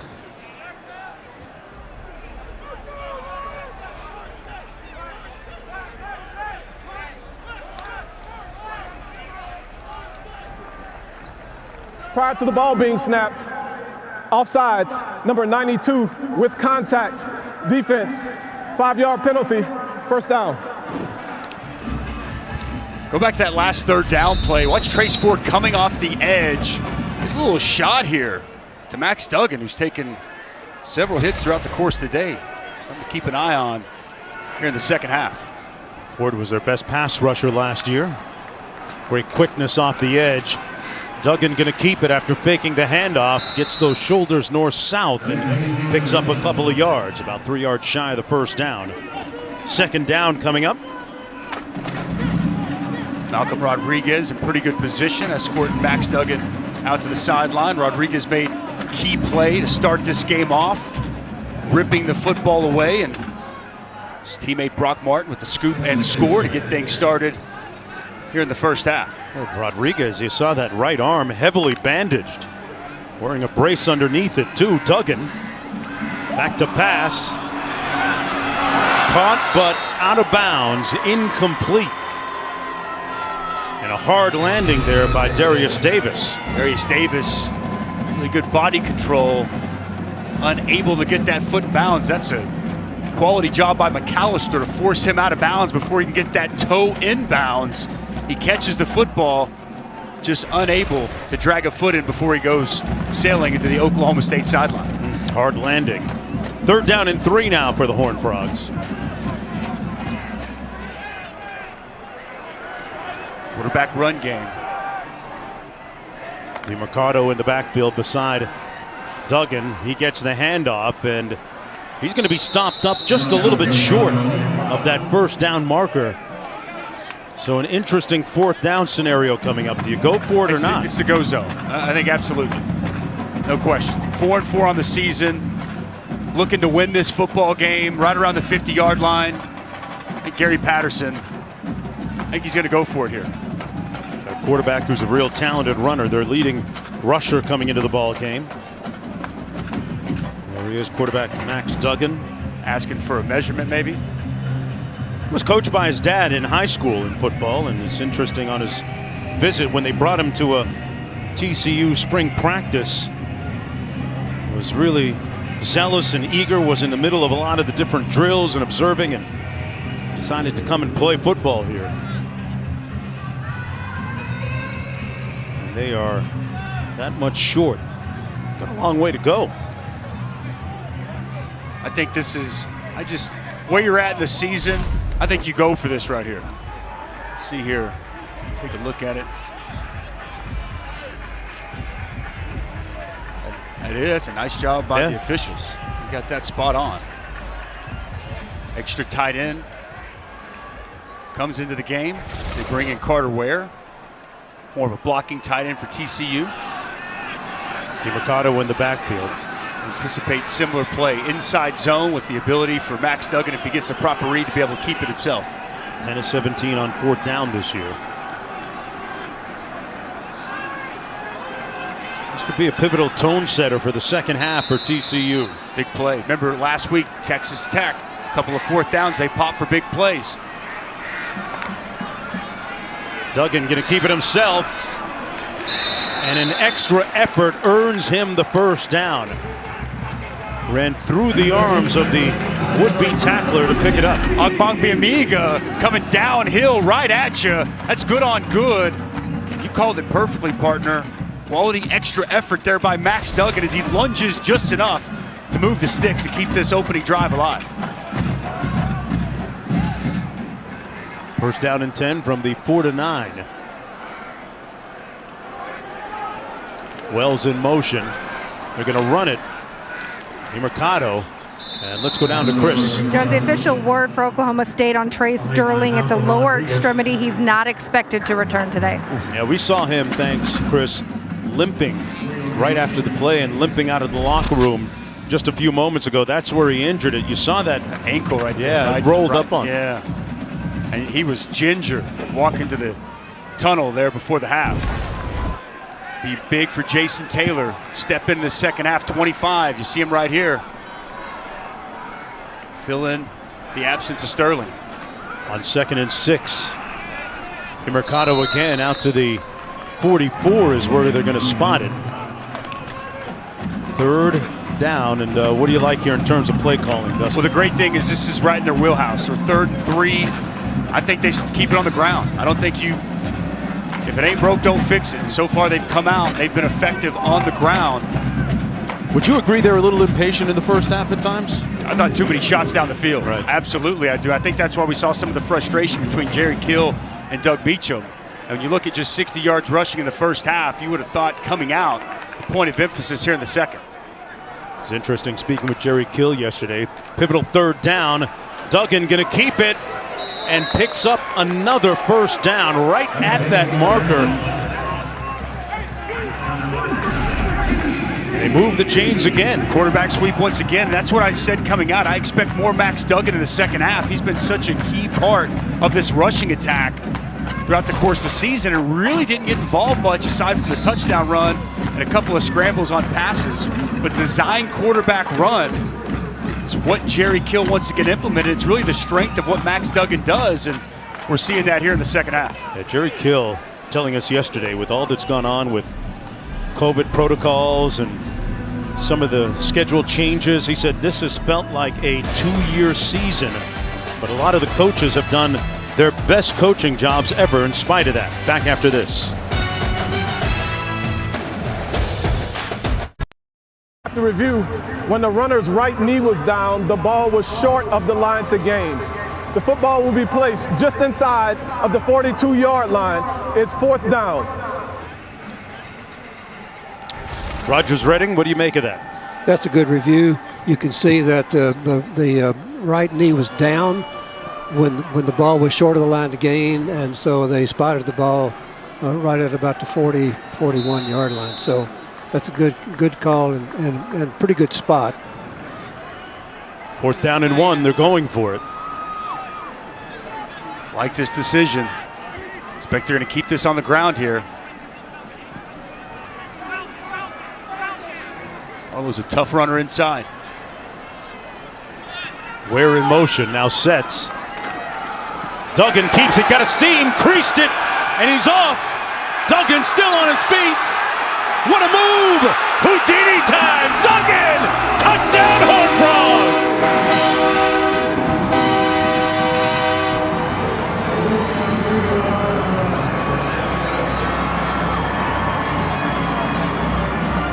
I got you 4th and 1 right here. Just what the doctor ordered. Inside zone, he's going to pull it out. And then Max Duggan getting it done on the ground. This is the best part of his game. Jerry Kill clearly wanted to make this a huge point of emphasis in the second half. And Max Duggan getting TCU started early. Have ourselves a ball game here in Fort Worth. Impressive drive and score to start the second half. Great playmaking ability by the sophomore quarterback. Just an inside zone read. Watch Brock Martin as he's going to come flying down. Okay, they're going to have vision right here for Max Duggan as he comes down to take the dive. It's an easy keep.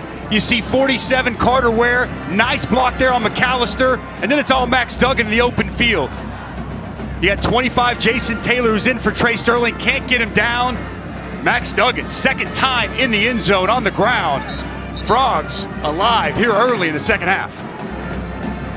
Dusty, you talked about his running ability, one of the top-rated dual-threat quarterbacks coming out of high school a couple of years ago, and this is where he can be lethal. He's tough to tackle. He's got deceptive speed in the open field. Makes a couple of guys miss, runs through an arm tackle, and to the end zone. Can't imagine Gary Patterson, Jerry Kill, Doug Beecham could have scripted the start of this second half any better than what they had on that opening possession. I love the mindset. Go for it on 2 4th downs and cash in big. Remember, every time you look at Duggan, keep in mind, folks, number 15 for TCU is a young man that has undergone, as Chris Budden documented earlier, heart surgery for a heart irregularity. So just getting back onto the football field is enough to be grateful for. And he's playing with extra enthusiasm this year beyond football. His why has gotten a lot bigger this year. Now it's up to Spencer Sanders, this Cowboy offense, to answer and match the opening possession from TCU. 1st and 10 from the 25. Here's Des Jackson and out to the 30. Chris? Yeah, Mark, you'd have to wonder, as a parent's perspective, what they thought of Max wanting to continue to play. But Max told me there was never a thought with them that they wanted him to retire. They knew this was his dream and wanted him to fulfill it. Jackson again, brought down after a gain of about 2. Yes, any parent, Chris, would be a little bit anxious with their child undergoing that type of serious surgery. But, man, him being able to know what was happening, consulting with other student athletes about it, and being able to play is really a great story. 3rd and 4, incomplete to Stoner. No flag on the play, and a quick 3 and out for Oklahoma State, Dusty. Before you could blink, all of a sudden Oklahoma State's offense on and then off the field. There's an outstanding tackle on 2nd down by Darius Washington, getting Desmond Jackson to the ground. And I know Spencer Sanders looking for a flag. I thought that was good coverage once again by Travius Hodges-Tomlinson, who's turning in one heck of a game. I'm thinking Unk probably sitting somewhere proud right now. Great point. Hutton has done a good job of keeping the ball away from Davis, who has a couple of punt return touchdowns this season. That time forced to call for the fair catch with 9:01 to go, and TCU with the football and a chance maybe to take the lead. It's V week, folks. More on that on the other side of this.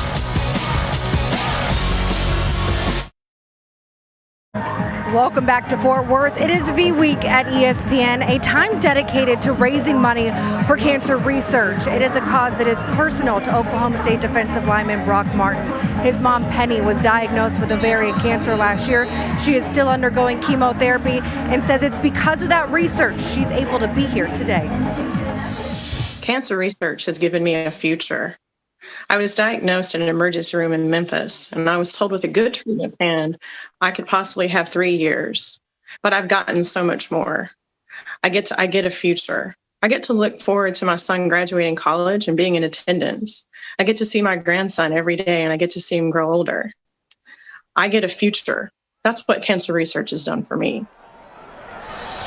And tremendous work being done by the V Foundation in honor of Jimmy Valvano, the late NC State football coach. Chris?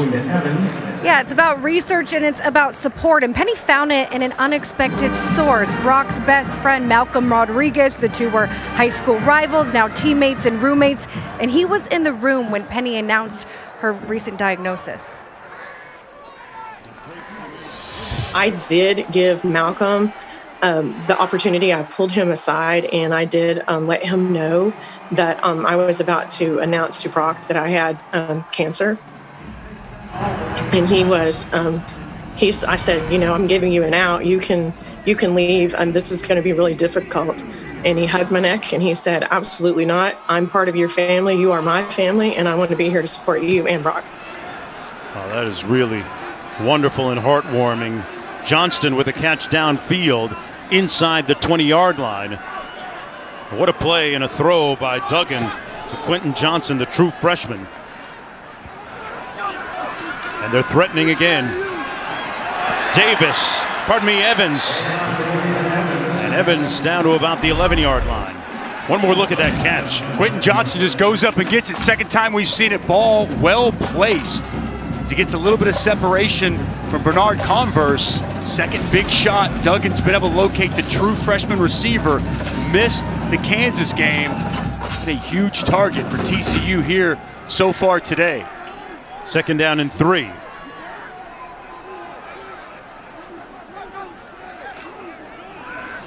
On the handoff, here is Evans again. And Evans picks up the first down, brought down by Marble Peel. All of a sudden, this TCU offense has come to life. When you go back to the final drive of the first half, where they're able to get the score, come right out, a lot of quarterback run game. And they take a deep shot here on the second drive, trying to put together 3 straight scoring drives when for almost the entirety of the first half, they couldn't get anything going. First and goal coming up. Barber, the inside receiver, to the bottom of your screen. Now in motion. They give it to him on the jet sweep, cuts it north-south, and is brought down at about the 2-yard line. Martin in on the tackle. It'll be second down and goal. Attacking this Oklahoma State defense in all facets on the inside running game, and we've also seen with the quarterback running game, and then with Tay Barber coming after the edges. Just have to bring up the fact that Trey Sterling not in this football game, such a key catalyst helping stop the run. Not there to help this Cowboy defense. On their heels right now. Wells and Barber to the bottom of your screen. They hand it off and touchdown! Evans with the score. And the Horned Frogs take the lead. Boy, what a surge here by the offense in the third quarter for TCU.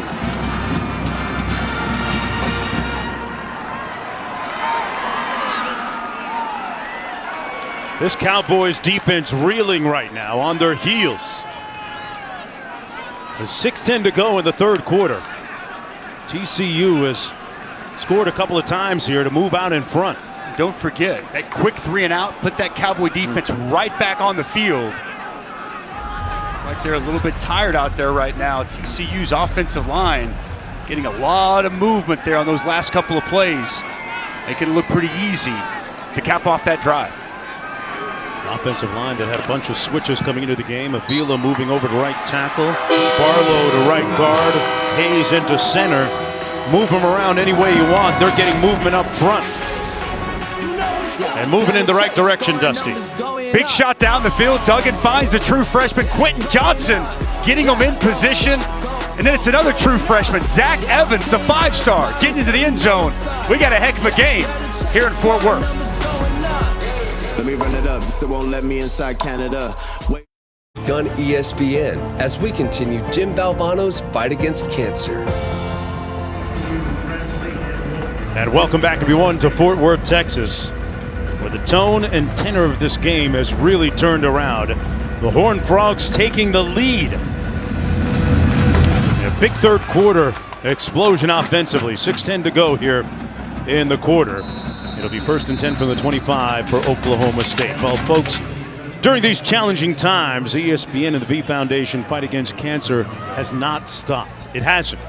If you're able, please support cancer research by visiting v.org/donate.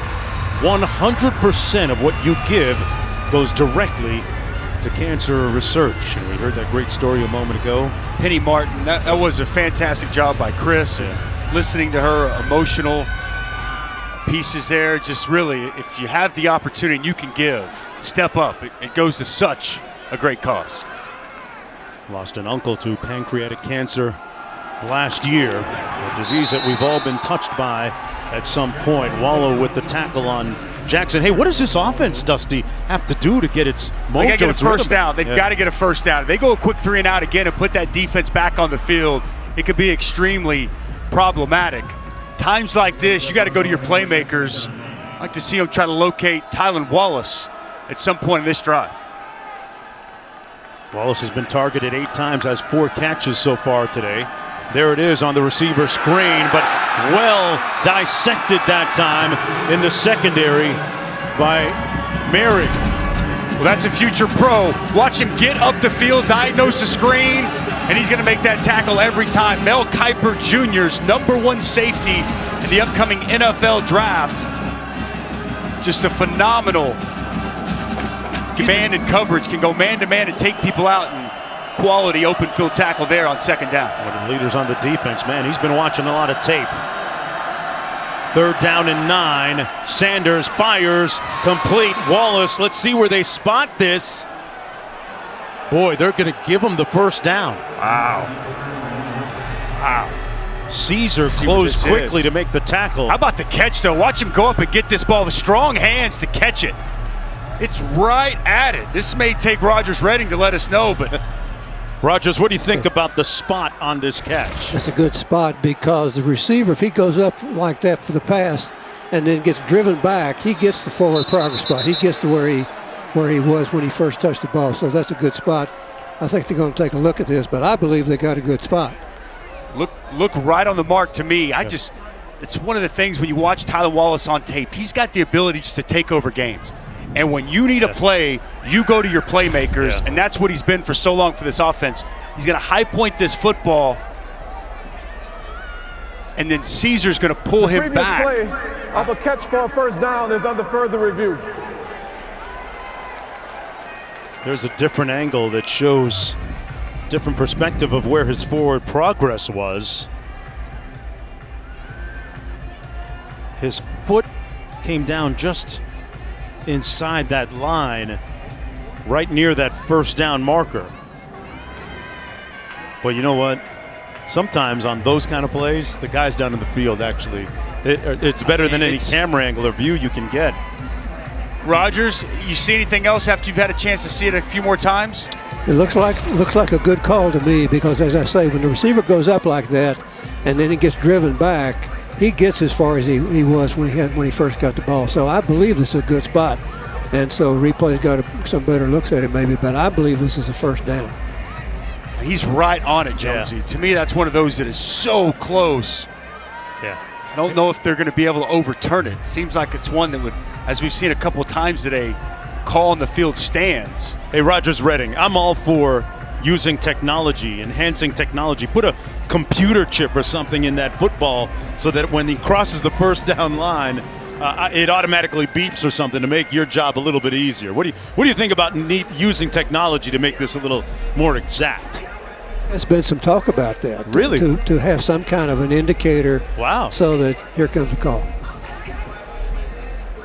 I was just taking a shot in the dark on that one. It beat you to the punch, Jonesy. The instant replay process was initiated prior to TCU taking the timeout. After review, the ruling on the field of a completed pass for a first down stands. There it is. I would just say this. I'm not saying you're wrong. Right. But I will say, and they don't get it right every time, but it's remarkable sometimes how spot on these officials and sideline judges are and getting these spots exactly where they need to be. And man, was that a timely grab by Tylan Wallace and a much needed first down for this Cowboys offense. 4.5 minutes to go in the third quarter, a quarter dominated by the Horned Frogs. Sanders hands it off once again to Dez Jackson. At 235 yards, 3 touchdowns last week, but this is a different week for him. TCU Horned Frog front is really digging in right now, not getting pushed off the football. As you would say, my partner, an impenetrable front here to start this second half for TCU. 2nd down and 8. Sanders hands it off again. Jackson upended, gets about 3 on the play. Washington making the tackle. And 3rd down coming up again for Oklahoma State. They're going to spot it at the 39. Wallace split to the top of your screen. Top here.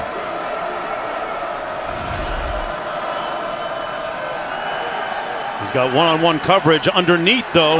Incomplete at midfield. Intended for Johnson. And TCU's defense comes up huge again. Merrick there to knock it away, and Sanders a little frustrated. Play action boot gets Spencer Sanders outside the pocket, and he's trying to find Braden Johnson, flashing in front of him. Ball thrown behind him, but Trayvon Merrick shows up just at the right time. Big hit on Braden Johnson, not able to go behind and bring in that catch, forcing a punt.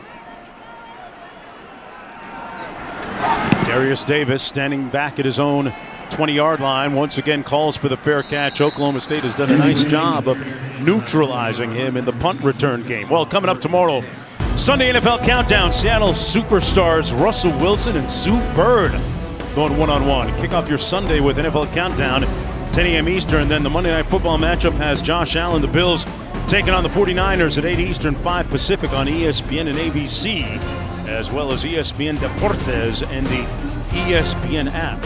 Russell Wilson and Sue Bird. Oh, how about Russell Wilson tweeted a couple of weeks ago when he came up clutch, said, I felt like Sue Bird out there. Okay. Multi-time WNBA champ. 3:17 to go in the third quarter. And Duggan back out of the shotgun. Hands it off this time. That's Kendre Miller. Uh-oh. Saw somebody ripping at it. And it's Oklahoma State football. The ball came out, and Rodriguez came out with it. The former high school wrestler wrestling it away from Miller. Well, that time I think it was Ogbongbemiga. I'm telling you, man, they're getting those chainsaw, lawnmower, whatever you want. Watch them get it started and yank it out. Walter shot initially. Watch Ogbongbemiga rip at it. That ball comes loose. And it's Malcolm Rodriguez with the football. Wow. Cowboys defense, I was just about to make the comment, crucial possession here as they've given up 3 straight possession touchdowns. And now they come up with potentially game type changing. Wow. The ruling on the field of a fumble recovered by the defense is under further review. We've had a spate of reviewed calls here. Rogers Redding, what do you make of this fumble and recovery by Oklahoma State? Well, once again, I think it's going to be allowed to stand because there's a lot of traffic in there. It's hard to see. The ball is coming out. I think this is going to stand. Let's see what other looks replay has of this, because it's obviously a very tight play, as you say, Jonesy. But I think this is going to be allowed to stand. I don't see any of his body parts down, Rogers. It's almost as if they have him stood up when Amon rips at the football. Yeah, he's almost landing on other people rather than on the ground. That's right. Walter shot right there. He never goes to the ground. Yeah. And this is what they teach, man. This is clinic type of stuff. When the ball carrier's held up, you are taught in those moments, that's when you start to yank and rip at the football. And as you can see, that right arm jerking motion from Amon Ogbongbemiga. Second time today. Yeah. That's why you practice those things, Jones. And Rogers, I have a question for you. At what point, when the ball carrier can't go any further, but he's still on his feet, are the officials supposed to blow that whistle and blow that play dead? Well, as long as he's continuing to drive, as long as he's got an opportunity to gain yardage, they're going to let it go, and they're going to blow it dead when they're convinced that he's stopped and can't go any further. Okay. You hate to have a situation where you blow it dead and then he breaks out and goes for a long gain. Gotcha. When he hadn't really stopped. So I think this is a good ruling to let a play continue and not blow him dead. Yes. But I think they're going to let this stand. I'll be very surprised if they overturn it. Yeah. And to Rogers' point, he never gave himself up, Jonesy. Right. Okay. You see how he's still trying to move and get away from that tackle? That's an important distinction to make on that play, right? Where Absolutely. The ball carrier is still trying to move forward, and he's fair game. And the play not whistled dead. And here comes the call from Salam. After review, the ruling on the field stands. It's first down, Oklahoma State. And working with a short field at about the 23-yard line. Man, fourth takeaway of the afternoon. Sorry, third takeaway of the afternoon for this Oklahoma State defense. Amen. Agbangbamiga. Just say amen. There it is. Now the question is, what can Spencer Sanders and the Oklahoma State offense do with it? They have sputtered of late. Carter sets. A handoff to Des Jackson and stopped up right near the line of scrimmage by Coleman. Might have gotten a yard on the play. 2nd down and 9 for Oklahoma State. Sean Mathis on that tackle. We haven't called his name very much, but having a great season. Sanders, plenty of time, looking up top.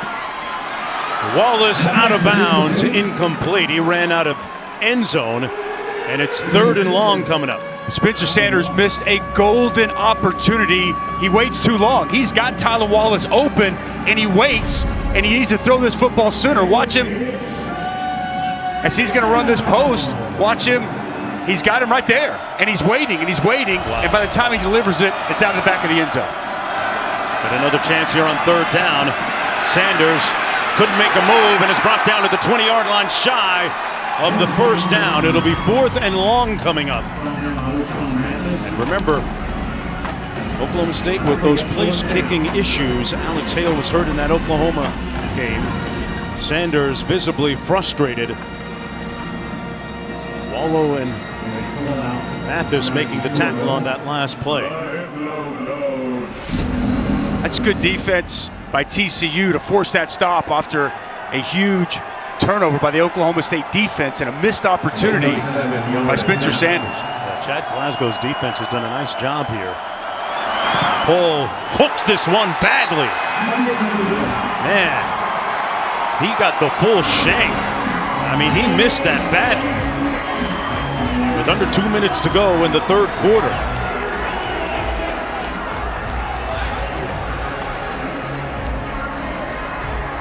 Cole never gave that one a chance. Gary Patterson's got to be loving this. The defense stands up, and then you'll see Cole just never really even had a chance, Jonesy. The kicking woes continue here for Oklahoma State this afternoon. Yeah, the hold, the spot was all everything good. Pretty good. He just snap hooked that thing left. 1st and 10 from the 20-yard line for Duggan. TCU looking for their 4th win in the last 5 games. Oklahoma State trying to keep its conference title championship game hopes alive with a win here today and praying for a lot of help, in particular an Oklahoma loss along the way. For 1:52 to go in the 3rd. Barlow in the backfield. Duggan in trouble, stays on his feet. And incomplete at the 23-yard line, intended for Barlow. He's 2nd down and 10. Athletic maneuvering by Max Duggan just to keep his feet. Looked like Brock Martin might have gotten enough of his legs to trip up Max Duggan. Keeps his balance, regains composure, and almost finds an outlet receiver for a completion. But even though it winds up just an incompletion and no gain, could have been a big loss on 1st down. Boy, look at those 3rd quarter numbers in favor of TCU. 2nd and 10, and Oklahoma State going to call a timeout. Chris Button, what's up down there? Yeah, quick injury note as Oklahoma State cornerback Rodarius Williams is on the sidelines with his helmet, has not been in the last couple series, walking gingerly. He started the game with that foot sprain, but Mike Gundy told me before the game he did not practice very much this week, so he was concerned about the wear and tear. And Dusty, how big is he for their defense? Massive. I mean, he made his 48th consecutive start today, actually setting an Oklahoma State record for the most consecutive starts in the history of the program, and he's elevated his game so much this year. Jim Knowles even told us his play is what has allowed them to take that next step defensively. So now you remove him from the game, and when he left against Tech last week, they really started to pick on some of the other cornerbacks of Oklahoma State, and let's not forget, no Trey Sterling as well. So all of a sudden, you know, a couple of the key cogs of this Cowboy defense likely not going to be on the field for the rest of the afternoon. Yeah, Williams is a 4-year starter. His brother, Greedy Williams, in the NFL. 2nd down and 10 for TCU. School with great athletic tradition, not just in football, as Duggan takes it out to the 20-yard line. basketball as well. Had Desmond Bain drafted recently by the Memphis Grizzlies. And of course, great track and field tradition here at TCU with a litany and procession of great sprinters, world-class guys like Raymond Stewart, Kim Collins, and most recently Ronnie Baker. Real speed, sub 10-second speed. 3rd down and 10 coming up. See what kind of speed the Horned Frogs have here on the field. Well, Darius Davis so far today, he's come up with timely, good plays for this offense. We'll see if Duggan looks his way. 3rd and 10. Trips to the bottom of your screen. Duggan under heat. Backside pressure brings him down to the 12-yard line. That was Bundage. A much-needed sack. 2nd of the day. We'll see Calvin Bundage, and he really does an excellent job bending the edge. Makes tackles really have to get down low. See how he bends that edge, gets that rip up high. And 72 storm it, not able to stay low enough and keep his quarterback clean. And it looked to me like Max Duggan was looking to go to Davis, but a timely sack for the senior, Calvin Bundage. Defense coming up big on that play. Stoner calls for the fair catch at the 45-yard line. It'll be 1st and 10 from there. Well, folks, hey, listen to this. Our College Football Awards Spotlight brought to you by the Home Depot, featuring Oklahoma State's Tylan Wallace and Eamon Ogbengbamiga, as well as TCU's Trevin Morg. Remember to tune in for the Home Depot College Football Awards Show January 7th at 7 p.m. Eastern on ESPN. Talented players right there, my friend. Oklahoma State's been sputtering here in this 3rd quarter offensively. They run the football, not much throwing either. Sanders. He steps up, delivers, has a man open downfield. Wallace, T.D. Wallace. Tylan Stylin with the touchdown.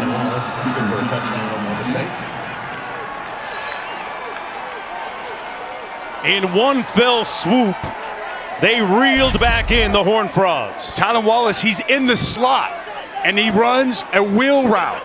And he get the exact matchup they want. They have to switch off, and it's Caesar. And for the first time today, Spencer Sanders delivers an absolute dime. Could not have thrown that football any better. Hits his target in stride.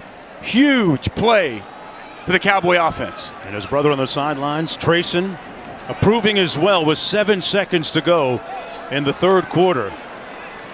Wallace, who returned this year from the torn ACL, has put a lot of money on tape.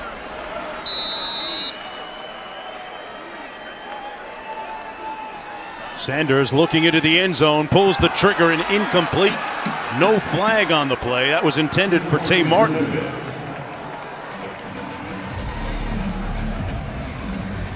And it's going to remain 22-21.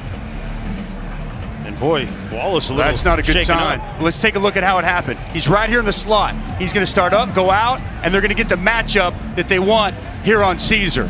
And by the time Caesar tries to run with Tylan Wallace, it's too late. He's past him. The protection is good. Like how Spencer Sanders climbs in the pocket and delivers a perfect pass down the field. Great look here by our Skycam. Look at that pocket. Look at that pocket. No one in front of him. Good, clean pocket. He steps up, steps into the throw, and it's a dime for 6. That's an offensive line that has been patched together several times this year. Tylan Wallace, folks, there's a reason why he leads the Big 12 Conference in receptions. Got in behind his defender, Caesar, and got the touchdown. And Oklahoma State now with a 1-point lead, time winding down in the 3rd quarter. Told you, partner, coming into this game. Told you, partner. It's going to have a chance to be the game of the day, and it's lived up to it here through 3, and could be a costly mistake here by Barlow, Jonesy. Yeah, he stepped out of bounds. It'll be spotted at the 1-yard line. In the field of play at the 1-yard line. 1st down, TCU. A grievous, severe error that time by Barlow. They're now 99 yards away. Costly mistake by Barlow. Just kind of wondered, did he lose track of where he was on the field.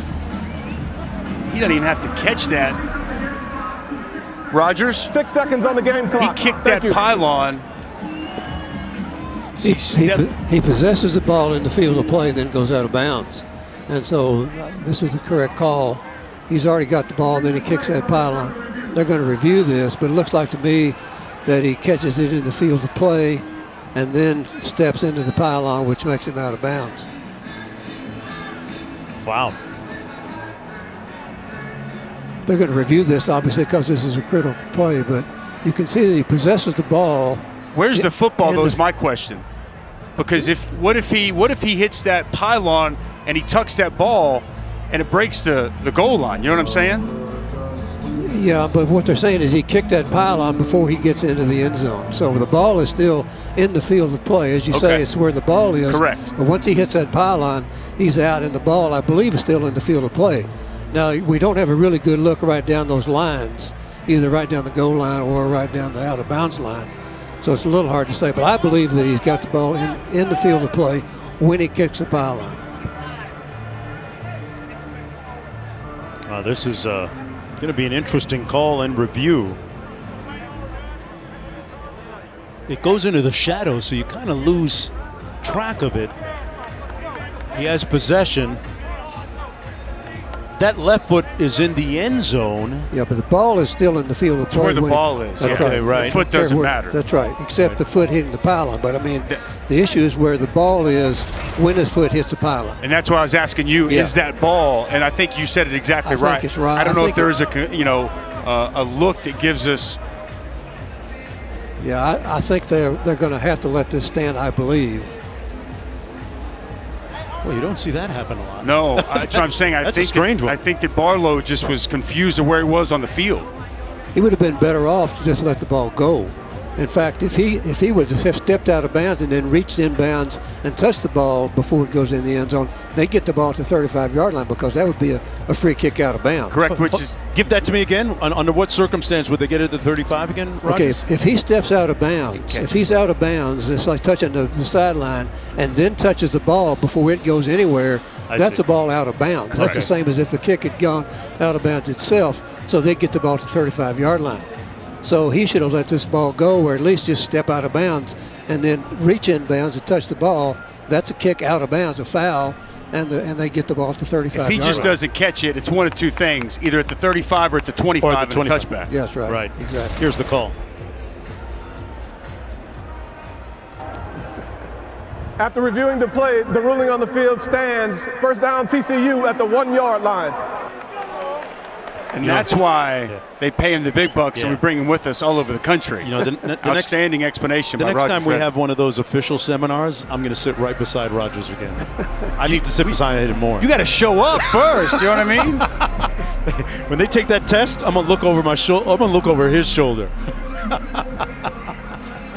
6 seconds to go in the third quarter. But either way, I mean, it could have been worse, obviously, if it's a safety, but very costly decision there by Darwin Barlow. Mercado in the backfield for TCU, and Duggan is going to throw it out of his end zone, going up top, one-on-one, a lot of bumping going on. The pass incomplete, but there's a flag right there at the 43-yard line, and we're going to have pass interference, defensive pass interference, as Barkley was wrestling for possession. He ran a 10-400 meter dash in high school, and that speed was. Interference, number 0, defense. 15-yard penalty from the previous spot, automatic first down. The quarter will be extended for an untimed down. Speed was on display. As you can see, Holmes kind of grabs his hand and he gets turned around. Far too much contact. Pretty easy call for the official, and much needed penalty for TCU, giving them some breathing room. Out to the 16-yard line. We'll have an untimed down to end the quarter here.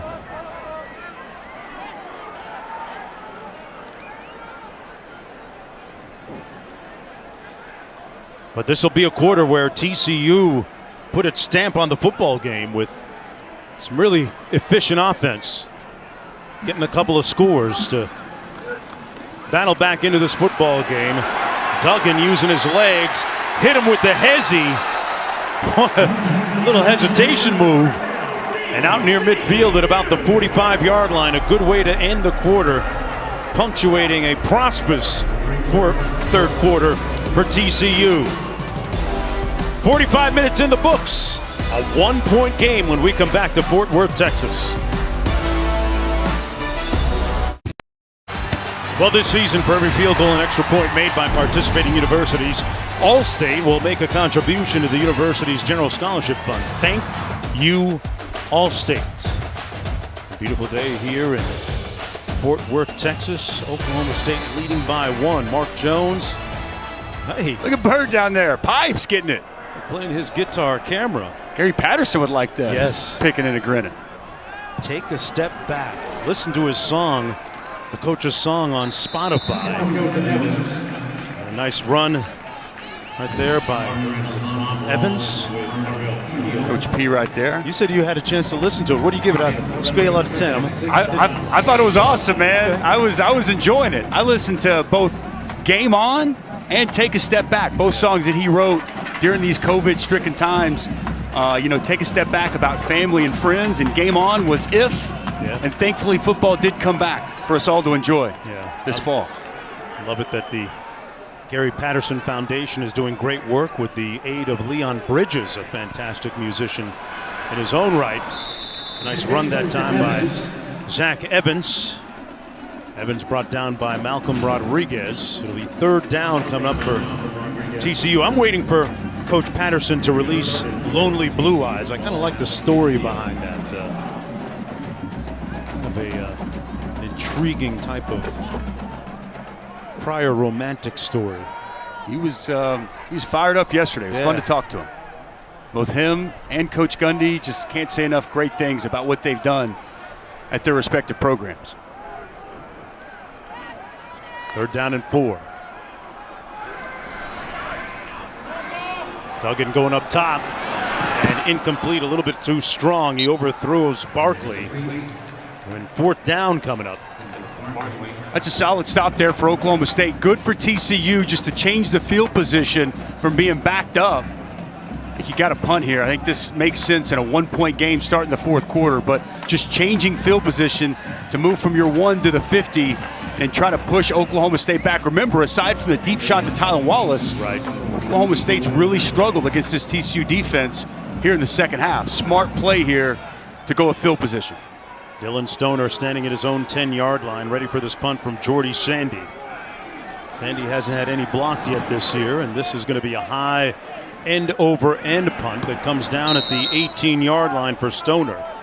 It'll be first down and 10 from there. Tonight, Trevor Lawrence and number 3 Clemson have their sights set on playing in their 6th straight ACC championship game, but they have to get past Virginia Tech first. Coverage begins at 7:30 Eastern from Blacksburg, Virginia on ABC as well as the ESPN app. The Hokies have had 2 weeks to prepare for this game, and with a win, Clemson will play Notre Dame, the only team to beat the Tigers this season in the ACC championship game. And look at some of the impressive numbers last week by quarterback Trevor Lawrence. He is very good. Yeah, very good. The truth. First and 10. Sanders wide open. Finds a receiver and another first down out to the 45-yard line. And a strong run after the catch by Landon Wolf. Confident throw, too, by Spencer Sanders. Steps into that, the out route by Landon Wolf. And no one there. Area vacated by TCU, and nice yardage after the catch by Wolf.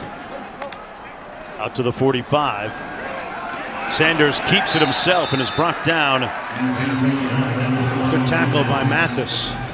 O'Shawn Mathis, I mentioned this earlier. We haven't seen much of him today, but man, when you watch the tape, he jumps off the screen. He is long, athletic, and really done a nice job in the front of this TCU defensive line these last 4 or 5 games. Good tackle for loss there on first down. 6'5", 250 pounds, Dusty, and runs a 4.5. Lethal.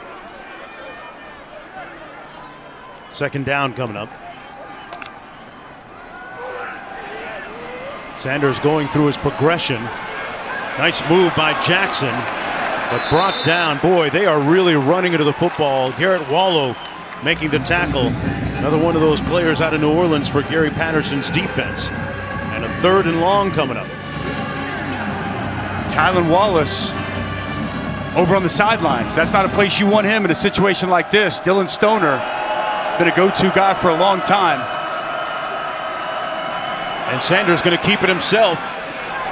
And took a big hit. Wow, he got rocked at the 49-yard line by Ardarius Washington. And he taps him, this man, and says, okay, that's some smoke. I can handle it. Conservative play call. Obviously just playing the field position game, and bam! Coming up and making him pay. Ardarius Washington. Outstanding safety coming up. Meeting Spencer Sanders and delivering a blow. You can see at the end of that, Spencer Sanders, he felt that pop from Washington. Boy, this Horned Frog defense. Chad Glasgow, the defensive coordinator, can feel really good about what they've done this afternoon. That punt bouncing at about the 17 and out of bounds near the 15-yard line. 1st and 10 for Duggan from there. 11:08 to go in this 1-point football game. Thumbs up so far for the Horned Frogs, surging here in the second half.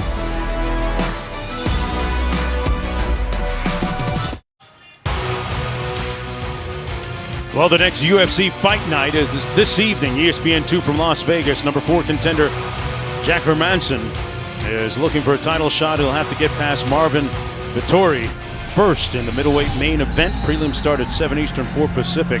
Main card 10 Eastern, 7 Pacific on ESPN2. Deportes as well as the ESPN app. 1st and 10 for TCU from its own 15-yard line. Barber in motion. Bounce pass incomplete to Barkley. Well, keep in mind, Oklahoma State still mathematically has a chance to make it to the conference championship game.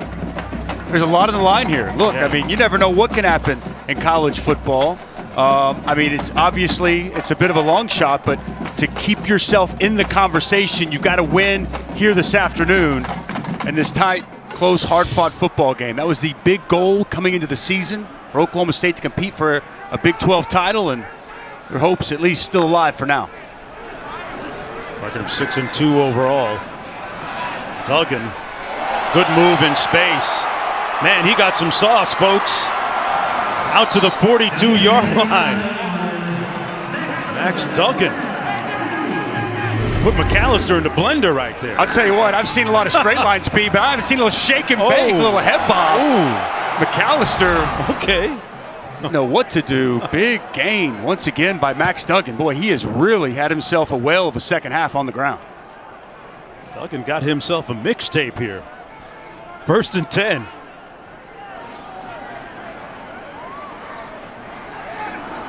Four receiver set. They're going to run it. Going back to the ground. That's Barlow. But this guy was a highly rated dual threat quarterback out of high school, and McAllister is now on his highlight tape.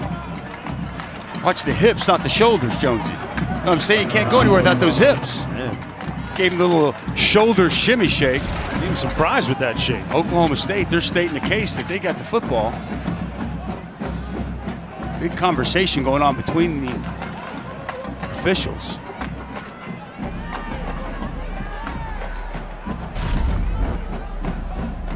Look at that scrum at the end of the last play. Barlow was the ball carrier. Boy, it's tough to see from that angle.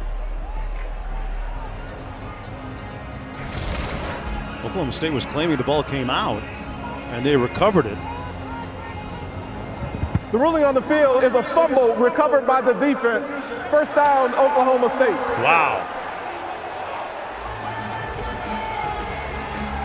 Gary Patterson is not happy about this. Take one more look. One more look here. Let's see. Rogers Redding, what do you make of Barlow here and when he's stopped up and when the ball comes loose? It's Eamon Ogbongbemiga again with the left hand ripping it out. I can't even see the ball at this point. I think that's the right call. He's still moving forward, Rogers. Ball carrier is moving forward. Ogbongbemiga grabs the left hand, once again rips it out.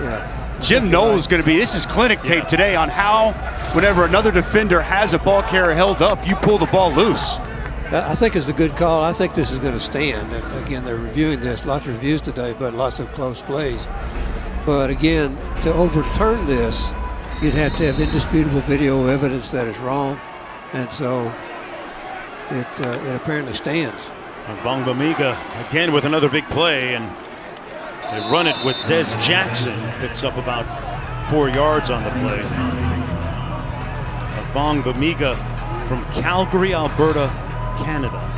Folks, if you don't know, I'm here to tell you that is the oil capital of Canada, or at least one of, alongside Edmonton.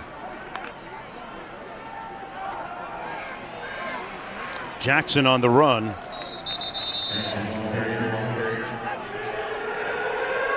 Third down coming up for Oklahoma State.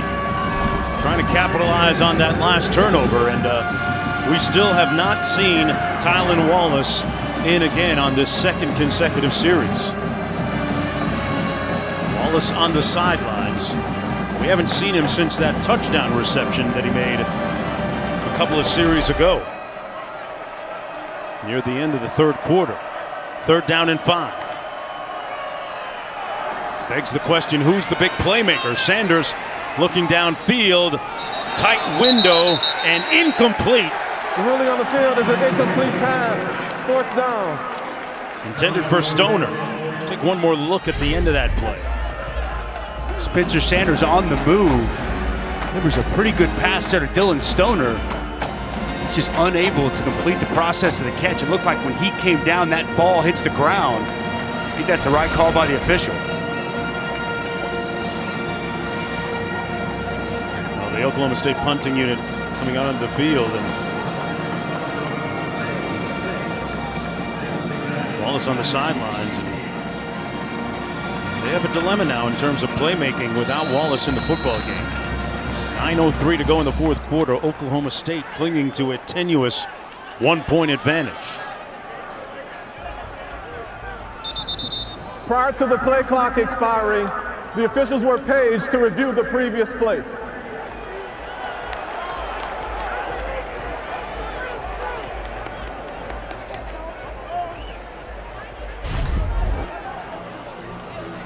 One more look at yet another replay.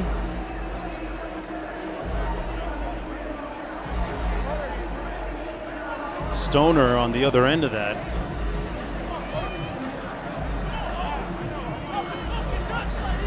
His knee is in. Rogers Redding, I ask you, what's the main thing that you're looking at there as an official? He's got to complete the process of the catch. Excuse me. He's got to complete the process of the catch, which means you got to maintain control of the ball. And you can see, I think they're going to say that the ball hits the ground right there without him maintaining control. So this is an incomplete pass. His back is to the official right there. Well, the line judge has got a good look right straight into that. And you can see, I think, that the ball hits the ground. Yep. Here comes the call coming up.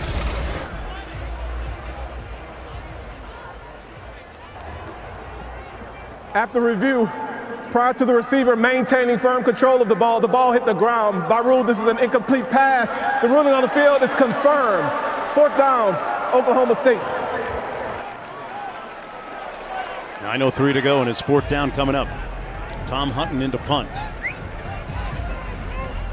And Davis standing at his own 10-yard line.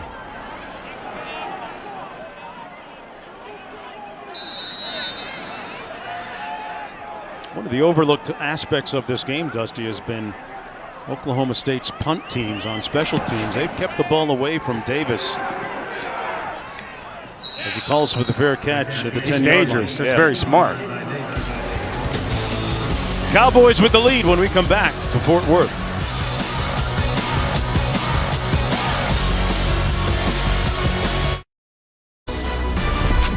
ESPN College Football is presented by Ally. Make your money work smarter with Ally.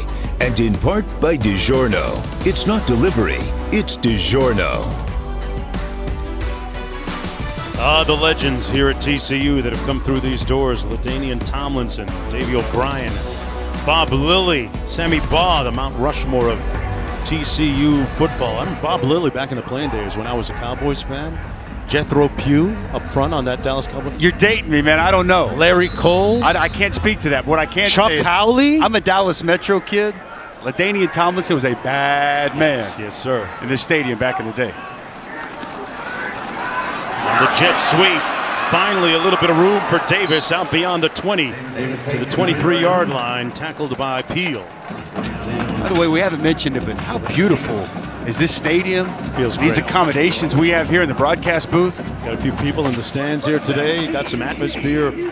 Awesome. Love it that we're just able to enjoy a college football game here this afternoon in Fort Worth. 1st and 10. Great point, Dusty. From the 23. Duggan keeps it and nowhere to go. He's going to be hit immediately by Trace Ford and then wiggles away and picks up about 8 yards. Well, they're going to mark it as a 6-yard gain.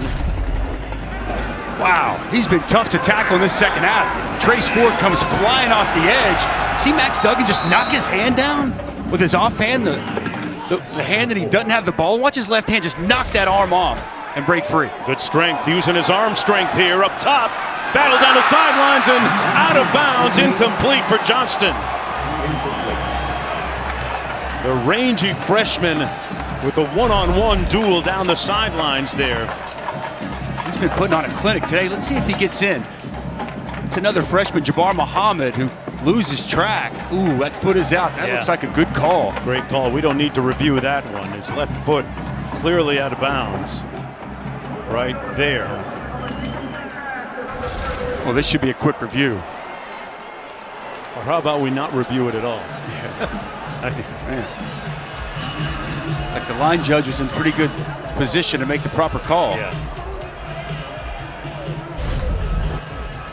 But good effort nonetheless by Quentin Johnston. Working against another freshman, as you pointed out. Rodarius Williams out of the game. Jabbar Muhammad has now come in. And good adjustment to the football, even to give himself an opportunity. Just looked like that left foot was just a little bit out of bounds when he came down with it. Yeah, this was quick. After review, the ruling on the field of an incomplete pass is confirmed. 3rd down. So 3rd down from the 29-yard line. 8:07 to go in the 4th quarter. What do you think here in terms of a play call, Dusty? 3rd and 4 to go. And, you know, Tay Barber in the slot, I think that's always a viable candidate, but I wouldn't be surprised if Max Duggan, if nothing's not there initially, he picks it up with his legs. He's been so effective in the second half running the football. It's got to be an option here for this play. DeMercado in the backfield beside him. Barber up top. Duggan looking to throw, cocks it back. Reloads, has a man downfield. Davis with the catch and off. Touchdown TCU.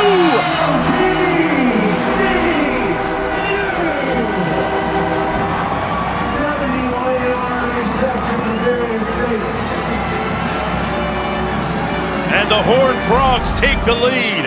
Everything going right for Max Duggan in the second half. And that's Kobe Harvell-Peel. He just loses man and doesn't have the foot speed to keep up with Darius Davis. Huge touchdown pass for Max Duggan. His initial read wasn't there. He looked to his right, scrambles around, buys some time, and finds a speedy Davis get behind Kobe Harvell-Peel and puts it where his guy can make a play. Boy, what a strong second half by Max Duggan. DeMercado in the backfield. They're going to go for 2. Make it a 7-point game here. Duggan on the fade into the end zone. A one-on-one battle. Caught by Johnston. Atonement for the 2. That's just bully ball right there. Oh, my guy's bigger than you. I'm going to put it up and let him go make a play. Just an easy fade to Quentin Johnson. He's 6'4". Jabbar Muhammad, only 5'10". That was almost like stealing. Just a little fade in the corner. Goes up and gets it. And man, 3rd and 4, no big deal. Max Duggan finds his target. And the Frogs on top of the Cowboys here in the 4th.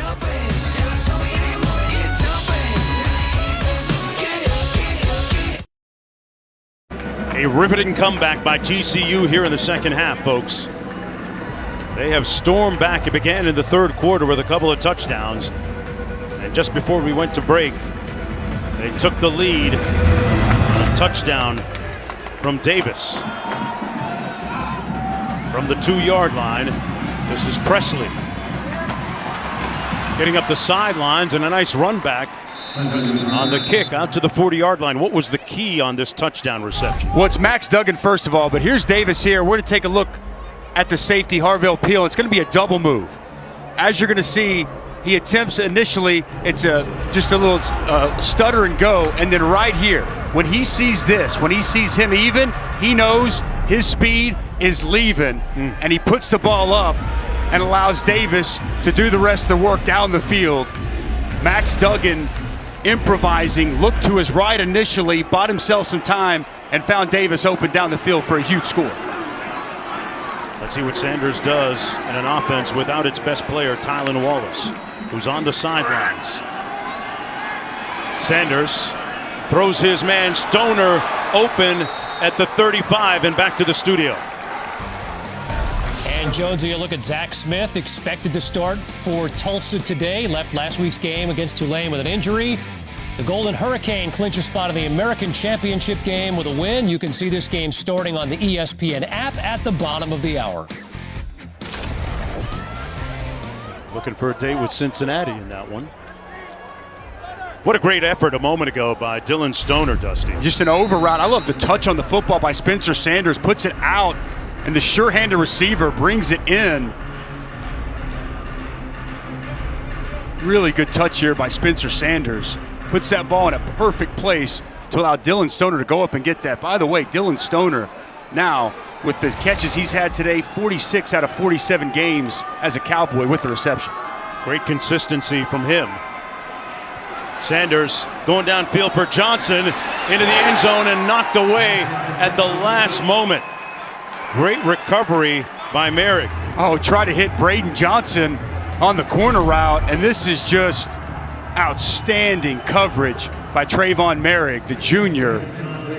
Give you a glimpse of why so many people think he's got the potential to be a high draft pick coming up if he opts to leave in next year's draft. Really, really good coverage down the field by Merrick. Sanders going to keep it himself. Goes high, somersaults in the air, and lands at the 25-yard line. Hodges Tomlinson put his hat down. Sanders took the elevator up. Da-da-na, oh, top 10, here we come. Spencer Sanders leaving it all on the field. This is Des Jackson. I got to see that one again. Climbing the ladder, gets upended. What is that, a flip? Wow. He tucked his head nicely, but never quite completed the dismount. That is... Came up with a smile on his face, though. You got to love that. Well, toughness factor from him. By the way, really good block out in front by 89 Jelani Woods to help spring that run. Down to the 22-yard line. 2nd and 6. They hand it off to Jackson. Jackson picks up 2, down to Chris. Official word from Oklahoma State on Tylan Wallace is it's a lower extremity. I did watch him with the medical training staff as he was pointing to his right knee, the same knee he had ACL surgery on a year ago.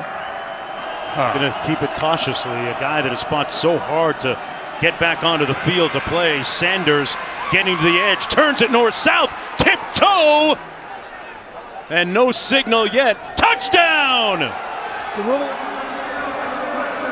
Sanders with a late education and acceleration. Wow! He got ghost down the sidelines. Said, I see you, Max Duggan. Here's what I got on display. Let's see if he tiptoes and gets it all the way into the end zone. Ooh, that's coming back. Twice. The ruling That's on the coming field back. of a touchdown is under further review. That's definitely coming back. Out. He's at around the 6.5, 7 yard line. Yeah, that second one was definitely out at about the 5. But a great effort nonetheless. Sanders has them in striking range for another touchdown. Here's another angle. Boy. I thought the other angle was a little bit more definitive, showing that he hit the chalk right there. Yes. As you can see. And definitely right there. So they're going to see where they can spot that. But that doesn't overshadow the great effort by Spencer Sanders. Couple of them, right? Couple of runs. We had the flip. Yeah. And both of those, 89, Jelani Woods getting out in front, helping seal the edge and allow Spencer Sanders to get up the field and get that yardage. I think about Coach Gundy telling us, going back to last year when you and I called this game against TCU, he said he's gotten to Sanders to let him know he's got to have his head. He's got to keep his composure. He's told him, hey, you got to forget about the fan in the 4th row who's yelling, I can do better. Move on to the next play. And Sanders, at least on this series, has made some very good decisions, Dusty. Well, the touch throw to Dylan Stoner, the couple of nice runs that he's had. And what did he tell us, Jones? He said you can't play quarterback if you can't control your emotions. And both Casey Dunn, Mike Gundy praised that aspect of Spencer Sanders' game so far this season, an area that he really has taken a stride in the right direction, controlling those emotions, harnessing it, and not allowing it to affect his play on the field. He has responded in a spectacular way here on this drive. After review, the runner stepped out of bounds prior to breaking the plane of the goal line. The ball will be placed at the 7-yard line. Clock operator, please reset the game clock to 5 minutes and 57 seconds.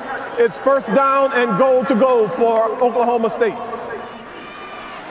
Thank you, Tuta Salam. He's gotten a lot of face time. He's gotten some run today. He's gotten some run today. A lot of reviews, but a great football game. TCU with a 7-point lead. First and goal here for Oklahoma State. Passing yards almost even. Jackson bouncing outside. Couldn't get to the pylon man. They closed on him nicely, and a flag down on the play as well. So a win for the TCU defense. Wallow making the tackle on Jackson. Holding, number 74, offense. 10-yard penalty from the previous spot. First down. Preston Wilson, the left guard. Get him right here. That right hand, as you can see, he's got that jersey, and as the defensive lineman tries to separate, that jersey pulls. Out comes a flag. They back it up all the way to the 12. Sanders pulls it out, going to go into the end zone. Jump ball, and incomplete. And a flag thrown again on the play. That was intended for Tay Martin.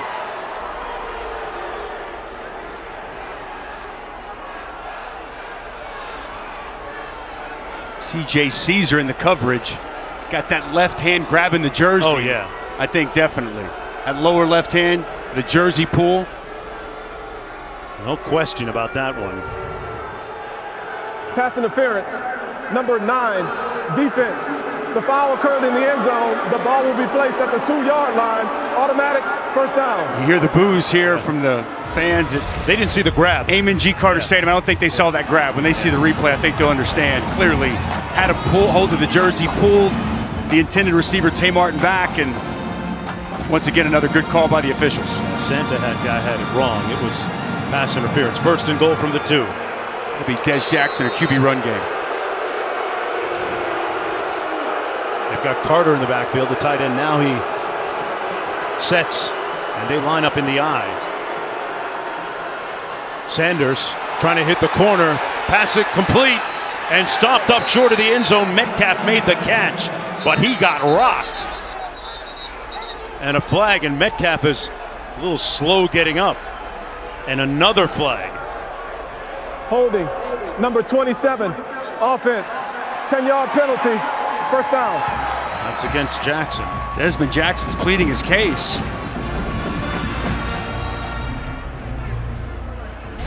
Get another look for you.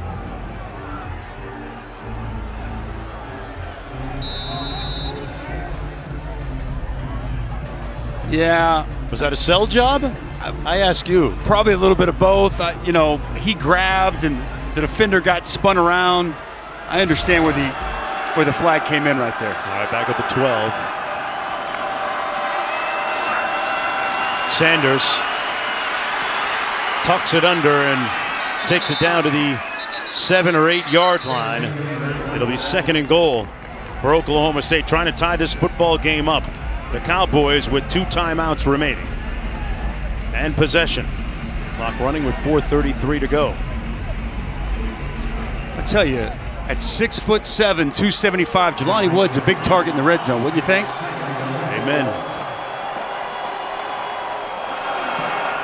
Sanders into the end zone, and traffic picked off, one-handed by Merrig. Wow, what a pick by Trayvon Merrig.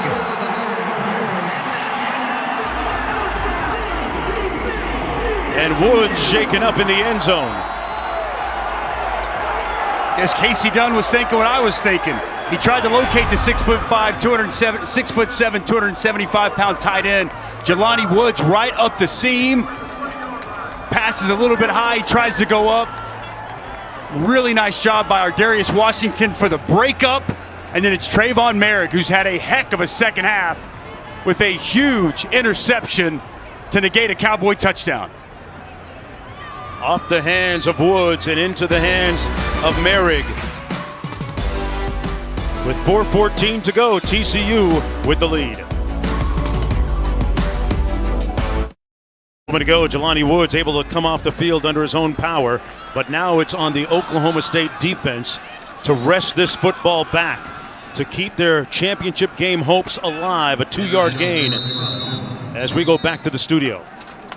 And Josie, we want to let you know that the game between Tulsa and Navy, set to see here on ESPN2, is underway on the ESPN app right now. Again, the Golden Hurricane clinch a spot in the American Championship with a victory. Number 24 team in America at Navy. You'll see it here on ESPN2 after we finish. Mark? All right, thanks a lot, Kevin. DeMercado picked up 2 yards. It'll be 2nd down and 8 for TCU.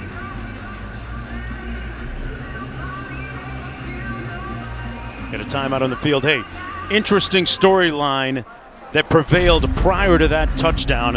When Sanders thought he had a touchdown and stepped out of bounds, Merrig and him bumping gums, right? Little jaw-jacking going on, and then the redemption for Merrig, picking Sanders in the end zone off the carom, and he has the last say in that little affair so far. Play action pass, they got exactly what they wanted, and Spencer Sanders overshoots his big tight end, Jelani Woods. Really good job there by Darius Washington coming to undercut him, and then Trayvon Merrig in the right place at the right time with arguably the biggest play of the game, that interception that takes away Oklahoma State's ability to try to tie this football game. Yeah, that would have been a real tough catch by Jelani Woods. Right now looking at 2nd down and 8.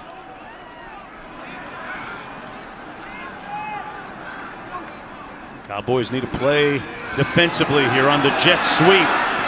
A 1st down run on the sweep by Tay Barber. And they move the chains with 4:05 to go. Oklahoma State down to 1 timeout remaining. 1st and 10 TCU. Barber's got speed, getting him on the perimeter. Well blocked. And a very, very important 1st down there for TCU.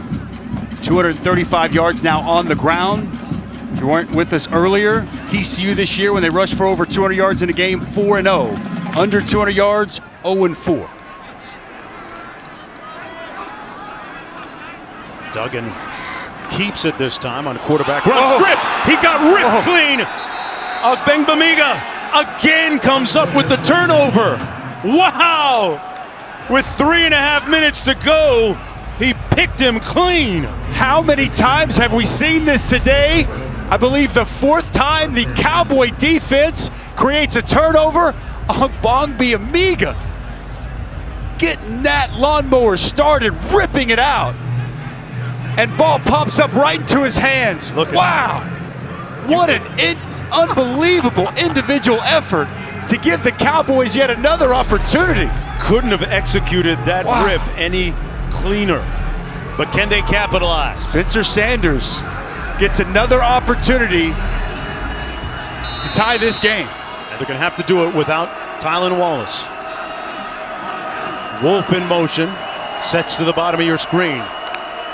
Jackson empties out of the backfield and couldn't hang on to it. He was running with it before he made the catch. Stops the clock with 3:25 to go. I don't think I've ever seen in one game. I played with a guy named Charles Peanut Tillman, and he was different. It was the peanut punch, right? He'd punch it out. It wasn't the rip out. I don't think I've ever seen this many created fumbles all in the same way throughout the course of this game. 2nd and 10. Sanders hands it off to Jackson, and he holds onto the ball, picks up about 2. A pivotal 3rd down coming up. They need a touchdown or nothing else. Well, it's 2-down territory. They got 2 downs to work with here. Oklahoma State getting back to the line and going quickly. From the 25. Sanders keeps it. Oh, they stuck right with him. He's going to lose about 3 yards. Coleman making the stop. 4th down, and they're going to go for it here. They don't have any choice. Kari Coleman, the true freshman, leads all the FBS in tackles for loss for freshmen. Played that perfectly, feathered it out, made a crucial stop. Dylan Stoner right here in the slot. I trust him more than anybody else out there. Their go-to receiver. Tylan Wallace on the sidelines, watching helplessly right now. Sanders is going to pass. Had it knocked from behind, incomplete. And the Horned Frogs will take over on downs. With 2:18 to go. Good backside pressure from Mathis. Well, they went to Dylan Stoner, but it's O'Shawn Mathis. Watch the second effort as he's going to run the hoop and get around the offensive tackle. He doesn't stop. He turns, comes back, disrupts the throw. They wanted to hit Dylan Stoner on the over route. Good coverage by Caesar. Don't know what would have been there, but O'Shawn Mathis, such a key cog in this pass rush and this defense for TCU. Really good effort to get to Spencer Sanders and disrupt that throw. 1st and 10 from the 28. Duggan has to secure that football. Working out of the shotgun.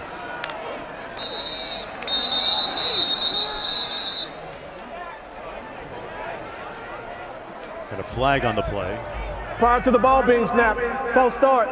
Number 73, offense, 5-yard penalty, 1st down. Wow, an egregious penalty. They're still in control here. Oklahoma State with just 1 timeout remaining.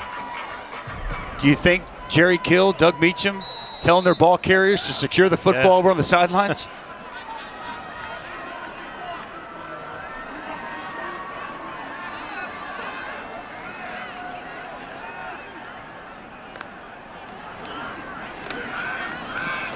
Hand it off.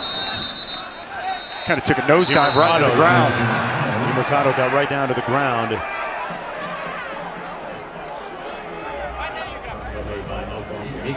He wasn't leaving up the chance there, Jonesy. No, 2:13 to go. It'll be 2nd down and long.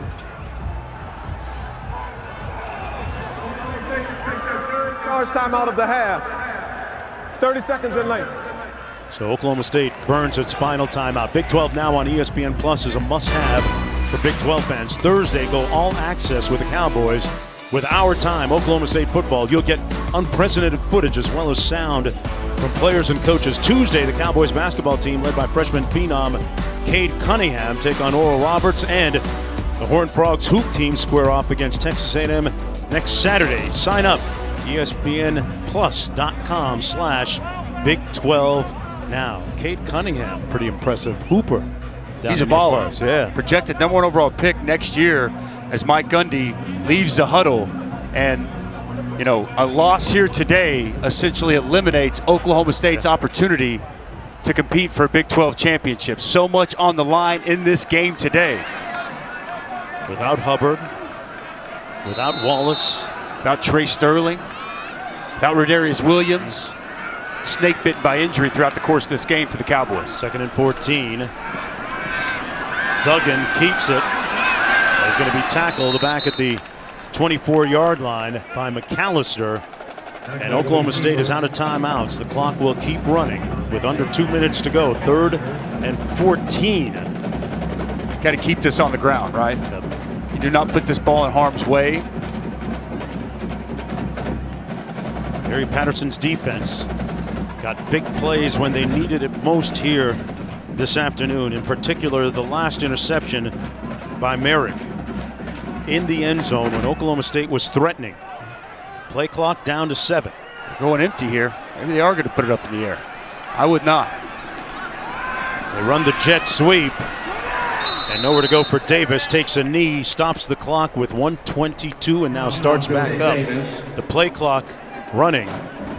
So Oklahoma State will get a chance to touch the football one more time. And if you're TCU, I think you run this all the way down to 1 second. Call your timeout. The math works out between 30 and 35 seconds when they get the football back. Stoner is at about the 37-yard line to receive this punt. Sandy perched at his own 8-yard line. But what a second half this has been for TCU, making a real compelling comeback. It all started in that third quarter. The opening drive of the quarter, Dusty, they looked real impressive.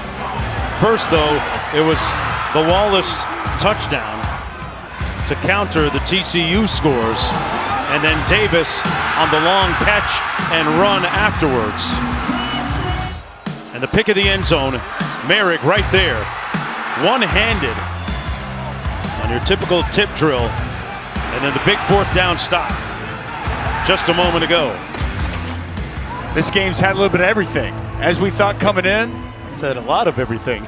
Both of these football teams very evenly matched. And really, it's been the TCU offense in the second half, right? Max Duggan stepped up that initial drive, making big plays with his legs. He's also hit some shots down the field.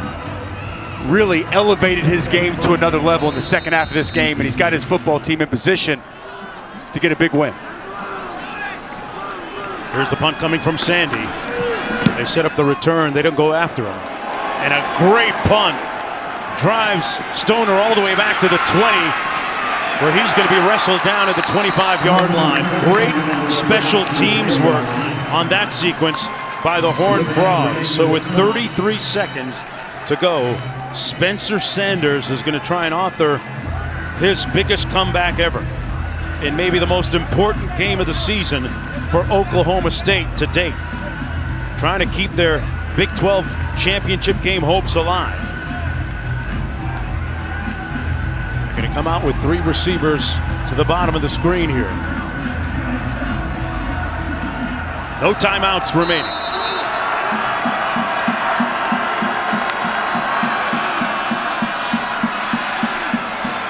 Sanders sprints for the sidelines, out of bounds at about the 31.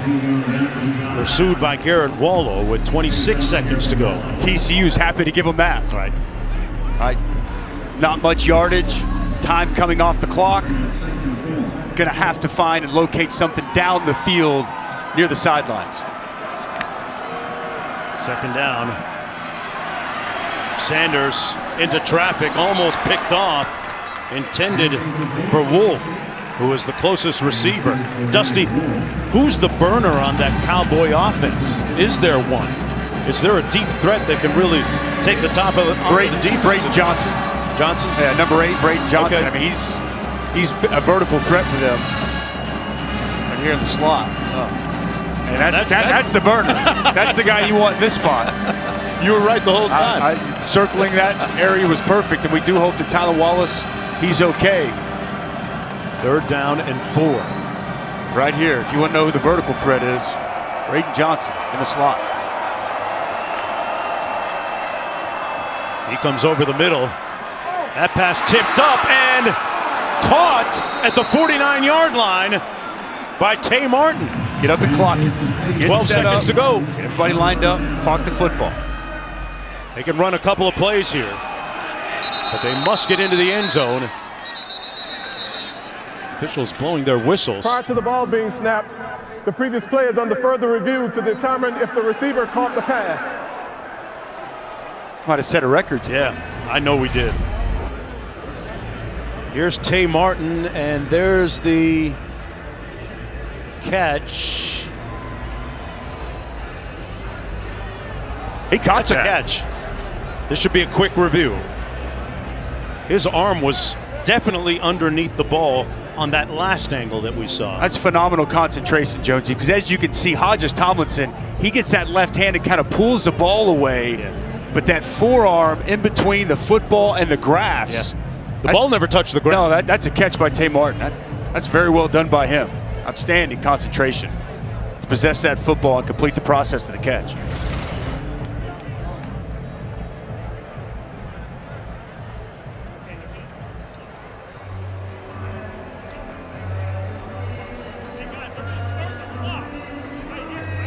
Tuta Salam, our official today, spent a lot of time peering into that monitor.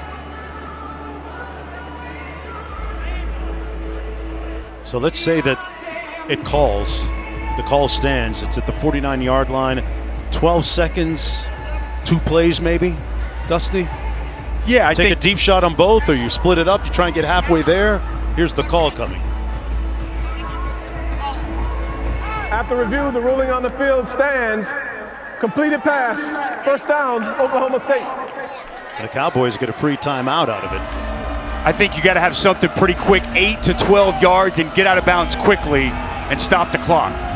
Don't want to eat up too much of your time, but definitely not time to take a shot all the way down the field. It'll be something where a receiver can catch it clean, get out of bounds, and stop the clock. Sanders going to pass. Over the middle and incomplete. Nobody home. And they're down to 4 seconds. This will be the last play. Now you got to take your shot. Yeah. And your best receiver, as we showed a moment ago, Tylan Wallace on the sidelines for Mike Gundy. Well, we saw one with the Arizona Cardinals. The DeAndre Hopkins play comes to mind. Hail Murray. Is there one here for Sanders?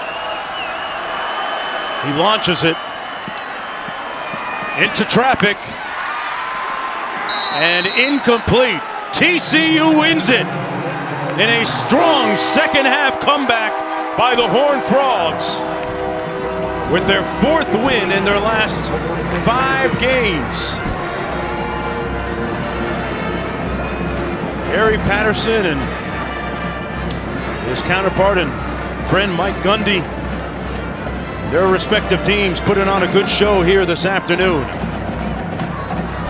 And here's a look at the final moments. Batted away dangerously into the end zone without the ball hitting the ground. What a game today. Yeah. Both these teams left it all on the field. Everything we had hoped and anticipated, and a big win for TCU and Oklahoma State. Big 12 opportunity to play in that championship game just went by the wayside. I'm Mark Jones. For the rest of the gang, right now we're going to send it to Annapolis, Maryland, as Navy plays host to Tulsa. So long, everybody.